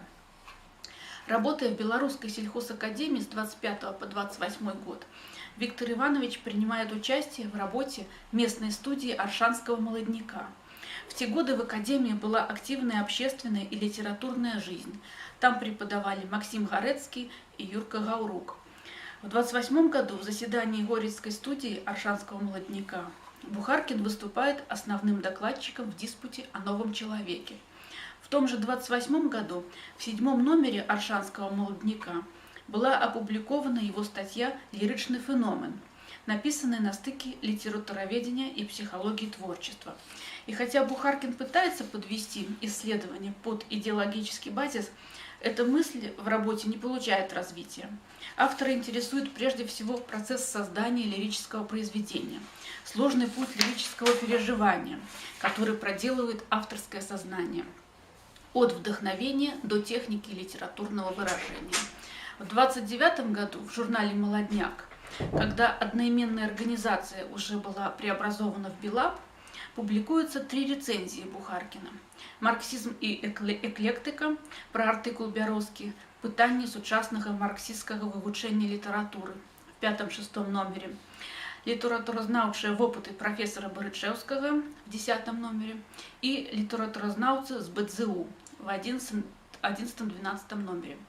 Бухаркин в духе вульгарного социологизма, устанавливающего непосредственную зависимость литературного творчества от политико-экономических факторов, обличает псевдомарксистский подход в ряде научных работ и программах учебных курсов БГУ. В частности, критикует некоторых авторов журнала «Узвышша». Это все, что известно об участии Бухаркина в литературных организациях Беларуси. 2 статьи Бухаркина изданы во время его работы в Северокавказском университете. Это рецензия на книгу «Ремарка. На Западном фронте без перемен», опубликованная в журнале «На подъеме» в 1929 году в 11 номере, в которой автор раскрывает мелкобуржуазную сущность этого произведения. И статья «Социология поэмы», подзаголовок «Социология Эды», издана в «Известиях Северокавказского университета» в 1930 году, переиздана в 2020 году в альманахе «Петербургские строфы». Здесь анализируется первый том древнескандинавского эпоса «Старшая Эда» в переводе Свириденко с точки зрения так называемой социологической поэтики, которая должна была вскрыть в художественной форме социальный базис. Сам термин «социологическая поэтика» формалисты считали парадоксом. Тем не менее, в конце 20-х годов это направление разрабатывалось как применение марксистского метода к эстетике, к художественной форме. Конечно, в настоящее время работы Бухаркина интересны не столько содержанием, сколько как историко-литературный факт. Но при знакомстве с его статьями и конспектами лекций поражает эрудированность ученого, свободное ориентирование в мировой культуре, истории и философии. Он рассуждает о таких малоизвестных явлениях, как египетско-вавилонские гимны, малайские и полинезийские театры. В рецензии на работы профессора Боричевского он дает целую панораму литературной эпохи, подробно анализирует историю появления сонета в разных литературах. С одной стороны, Бухаркин, как ученый, движется в русле марксизма. С другой стороны, в некоторых работах, даже самых тенденциозных, акценты иногда сдвигаются на эстетический аспект произведения. В рецензии на роман Ремарка «На Западном фронте без перемен», обличая произведение в его социологической ограниченности, Бухаркин не может скрыть восторга от отдельных образов и сцен и подчеркивает высокую художественную значимость романа. Критикует произведение и одновременно восторгается им. В социологии поэмы, восхищаясь старшей Эдой, он анализирует текст как сложную композиционно-стилевую структуру на разных уровнях – метрики, строфики, тропов, фигур и так далее. И здесь мы видим явное преобладание поэтики над социологией.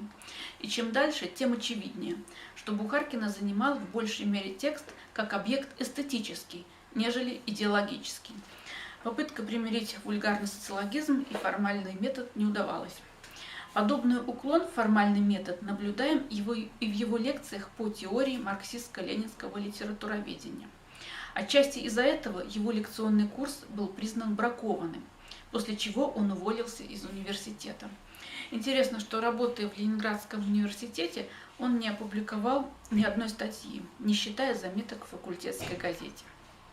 Все это наводит на мысль о том, что Бухаркин, если и не осознавал ущербность марксистско-ленинского метода, то приближался к осознанию этого. Так же, как несколькими годами ранее молодняковцы, покидавшие объединение, понимали, насколько их ограничивают идеологические рамки.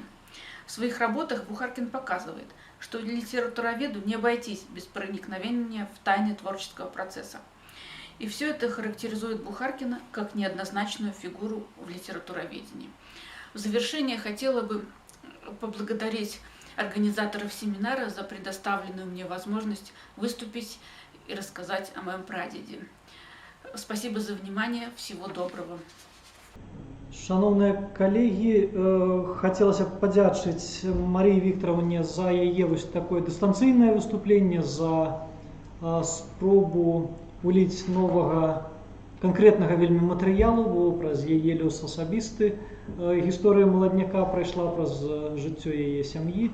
Гэтыя звесткі, бясспрэчна, нам сёння вельмі важныя ў кантэксце збірання матэрыялу, збірання фактаў, звязаных з гісторыяй беларускай літаратуры. У сваю чаргу я б хацеў таксама прадставіць слова яшчэ аднаму апошняму нашаму выступоўцу з тых, што заяўлены ў праграме. Гэта Алесь Петухоў, альбо Александр Васильевич Петухоў, архівіст першай катэгорыі аддзела навуковага выкарыстання дакументаў і інфармацыі Дзяржаўнага архіва Магілёўскай вобласці, адпаведна з горада Магілёва. Яго выступленне прысвечана тэме жыхары Магілёва як элемент аўтарскай кухні Зарэцкага на прыкладзе рамана «Сцежкі-дарожкі». Зараз паспрабуем таксама яго ўключыць у таксама дыстанцыйным формате. Добрый день, шановные удельники семинара. Меня зовут Александр Петухов. Я архивист, историк з города Могилева. И мой сегодняшний выступ будет тычиться антропонимии у романе «Сцежкі-дарожкі» Міхася Зарэцкага. Трэба сказать, что я не претендую на лаўры літаратуразнаўцы. Я историк, привык верить документальным, материальным фактам и буду отштурхиваться от реальных историчных особ, связанных с историей города Могилева первой чверти 20-го стагоддзя. И мой выступ в пэўнай ступені з'яўляецца лагічным працягам моих папярэдніх выступаў на міжнародных і рэспубліканскіх навуковых канферэнцыях. У дадзеным выпадку гэта 8-й міжнародны кангрэс даследчыкаў Беларусі у Вільні, у канцы верасня 2019 года, дзе я апавядаў пра знаходку надмагілля магістра багасловия Івана Лясніцкага і 17 архіўных чытаннях, якія адбыліся ў Беларускім дзяржаўным архіве музея літаратуры і мастацтва 3 кастрычніка таго ж самага 2019 года, дзе я ўжо спрабаваў намацаць глебу сувязі Івана Алексеевича Лясніцкага і галоўнага героя романа «Сцежкі дарожкі» уже згаданага Міхася Зарэцкага. Менавіта з той пэўнай неўпэўненасці, якая вітала падчас майго выступу на архіўных чытаннях, звязана адсутнасць пакуль публікацый маіх на гэтую тэму. І пэўна тэзісна я пазначу сваю папярэдні выступ вельмі коротка. Іван Алексеевич Лясніцкі – гэта, як я ўжо сказаў, магістр багасловия, прадстаўнік вядомай праваслаўнай сям'і, сын пратэерэя з мястэчка Тэафіполь Валынскай епархіі, брат 2 дактароў багасловия, прафесароў Кіеўскай духоўнай акадэміі, наглядчык, чытай сённяшняй мовай, дырэктар Магілёўскага мужскога духоўнага вучылішча у апошнія перадрэвалюцыйныя гады. Як сведчыць з таго невялічкага відэа з месца яго пахавання, якое я далучаю да гэтага выступа, ён памёр 19 кастрычніка 1919 года ў Магілёве і быў пахаваны на Успенскіх могілках. І гэта магіла захавалася. Менавіта ад яе і пачаўся шлях мой і цікавасць да, у тым ліку, творчасці Міхася Зарэцкага. І самае цікавае тут тое, што Міхась Зарэцкі не вучыўся пад началам Івана Алексеевича Лясніцкага, бо ён скончыў Аршанскую духоўную вучэльню і паступіў у смежны, але таксама магілёўскую вучэльню, это Магілёўская духоўная семінарыя, адкуль ён сышоў напярэдадні лютаўскай і кастрычніцкай рэвалюцыі. Ну, тут застаецца пэўна недасказанасць і загадка. Але найбольш цікавая частка майго сённяшняга выступу тычыцца маіх працягу розшукаў на гэтую тэму і прапрацоўцы яшчэ аднаго прозвішча, аднаго з герояў рамана «Сцежкі дарожкі». Гэта прозвішча Нікадзіма Славіна. І самае цікавае, што мы у крыніцах і літаратуры знаходзім рэальную гістарычную асобу з такім прозвішчам і менавіта у падзеях рэвалюцыйных гадоў у Магілёве. Ім з'яўляецца Ілья Венедиктович Славін, уражэнец мястэчка Ціхінічы Магілёўскай губерніі, юрыст, выпускнік Харкаўскага універсітэта, сябра партыі Паалейцыон яшчэ з 1903 года, дэлегат ад Бабруйска на канферэнцыю гэтай партыі ў Вільню ў 1903 годзе. Чалавек, які ў Магілёве падчас сыхода нямецкіх войск і ўступлення ў горад Магілёў якраз Чырвонай арміі быў выконуючым абавязкі гарадскога галавы і сустракаў Чырвоную армію. Таксама ён узначаліў губернскі савет народных суддзяў. Пазней займаў падобную пасаду ў Віцебску, а ў красавіку 1920 года быў пераведзены ў Маскву, дзе заняў пасаду старшыні крымінальнай калегіі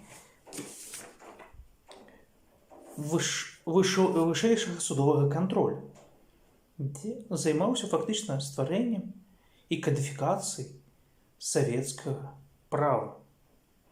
Пазней ён займаў пасады прафесара, выкладаў у шэрагу вучэбных устаноў, у тым ліку, як я разумею, мінскім педінстытуце цяперашнім. Яго напаткаў лёс быць рэпрэсаваным менавіта за сваю былую перадрэвалюцыйную, перадбальшавіцкую гісторыю, за палейцыён, за пэўныя левыя ухілы. Ён быў расстраляны ў 1938 годзе і рэабілітаваны толькі ў 1955 годзе. Яго сям'я таксама пацярпела, але жонка і дачка выжылі. Дачка так увогуле яшчэ ў пачатку 2000-х гадоў была жыва, і аўтары гісторыі магілёўскага яўрэйства у некалькіх кнігах нават мелі з ёй ліставанні, калі яна жыла ў Нямецчыне у дужа сталым веку. І менавіта на гэтай глебе узнікае цікавасць і матэрыял для далейшых пошукаў іншых нешматлікіх асобаў у рамане «Сцежкі дарожкі», якія мелі прозвішчы, бо большасць герояў названы толькі па імёнах. І я спадзяюся, што пры больш шчыльным і цікавым, уважлівым разглядзе мы можам яшчэ дапоўніць гэтую карціну. Дзякуй за ўвагу. Дзякуй вялікі, Алесь. Я ў сваю чаргу хачу таксама зрабіць магчымасць пабачыць знятае вамі відэа на месцы, так бы мовіць, прызямліцца. Калі ласка, праз літаральна хвіліну мы яго таксама вось і пакажам. Мы знаходзімся на старых успенскіх магілёўскіх могілках ля магілы Івана Алексеевича Лясніцкага, магістра багасловия, наглядчыка Магілёўскага мужскога духоўнага вучылішча, які, як сведчыць гэта надмагілле, пайшоў у іншы свет у кастрычніку 1919 года. Дзякуй вялікі, Алесь, за вашу працу, за вашы пошукі. Мы будзем ужо ісці да падсумавання. Мы паспрабуем сваімі сіламі зрабіць агульнае заключэнне з Тацянай Анатольевнай. Найперш, відаць, вам якраз і слова, як галоўнаму ініцыятару і стваральніку сённяшняга, назовем, літаратурна-навуковага свята, акцыі, прысвечанай з аднаго боку юбілеям двух беларускіх літаратараў, пісьменнікаў Змітрака Бядулі і Міхася Зарэцкага, чые юбілеі мы сапраўды адзначаем у гэтым годзе, а з іншага боку гэта і у пэўным сэнсе навуковая падзея, таму, калі ласка, вам слова, прашу. Вялікі дзякуй, сябры, усім, хто сёння наведаў наша мерапрыемства. Мне здаецца, гэта будзе вельмі каштоўнай часткай, так скажем, унёскам у скарбонку нашага сумеснага праекта. Так што мы будзем далей працаваць, знаходзіць новыя ініцыятывы, новыя ідэі і заўсёды, канешне, будзем чакаць ад нашых партнёраў, ад нашых удзельнікаў, ад нашых даследчыкаў прапаноў на далейшую працу. Сёння мне яшчэ хацелася б звярнуцца зноў да таго, што ўжо адбылося. Гэта да правядзення конкурса, онлайн-конкурса чытальніка «О Беларусь, моя шыпшына», які быў прысвечаны 120-годдзю Владзіміра Дубоўкі, і праходзіў ён у межах сумеснага праекта «На хвалі часу ў плане жыцця» пры ўдзеле інфармацыйных партнёраў, пра якія сёння, на жаль, першыя выступаючыя не згадалі. сказала, гэта часопіс «Маладосць» і «Бяруска». Вялікі дзякуй часопісам, якія сачылі, якія размяшчалі інфармацыю, размяшчалі творчыя працы нашых удзельнікаў. І з нагоды таго, што сёння на нашай зале знаходзіцца сябра журы, вельмі актыўны, самы актыўны член журы, нам хацелася так урачыста узнагародзіць Данильчык Оксану Алексеевну за удзел у конкурсе ў складзе журы. Дзякуй вялікі, Тацяна Анатольевна, дзякуй за гэту працу. Насамрэч, сапраўды конкурс атрымаўся больш, чым складаным. Мы не чакалі, што давядзецца вам так шмат папрацаваць, і вы сапраўды у поўнай меры ўключыліся ў яго працу, столькі ацаніць, не толькі праглядзець, але ацаніць, узважыць між сабою прац было проста немагчымым, нам так падавалася. Калі па 100 прац за дзень прыляталі, проста фізічныя сілы немагчыма было размежаваць. Але што зробіш, можа, гэта і да лепшага. Мы ўпэўнены, што да лепшага. Цяпер ужо завяршаючы той конкурс, можна сказаць, што гэта было важнай падзеяй і для нашай бібліятэкі. Я ўпэўнены, што для ўсёй літаратурнай прасторы Беларусі.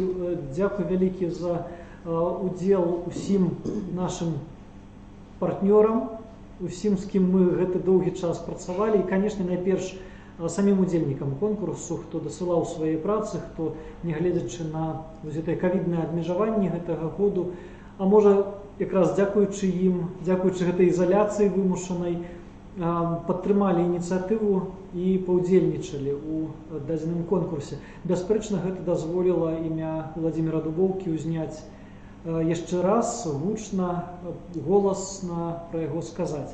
Цяпер жа сёння, дазвольце, мы будзем завяршаць працу нашай навукова-творчай прасторы, навукова-практычнага семінара, прысвечанага Змітраку Бядулю і Міхасю Зарэцкаму, іх юбілеям, іх творчасці, іх жыццю, іх справе, которую сёння працягваць сучасным паэтам, сучасным літаратуразнаўцам, і врэшце сучасным беларусам, бо на беларусаў гэта было скіравана па-за часам і па-за месцам. Дзякуй вялікі ўсім удзельнікам, усім выступоўцам. Я ўпэўнены, што мы будзем працягваць сваю працу і ў гэтым фармаце, і ў іншых надалей. І спадзяюся, што такая форма будзе цікавай, карыснай наперад. Дзякуй яшчэ раз, да новых сустрэч. Дзякуй.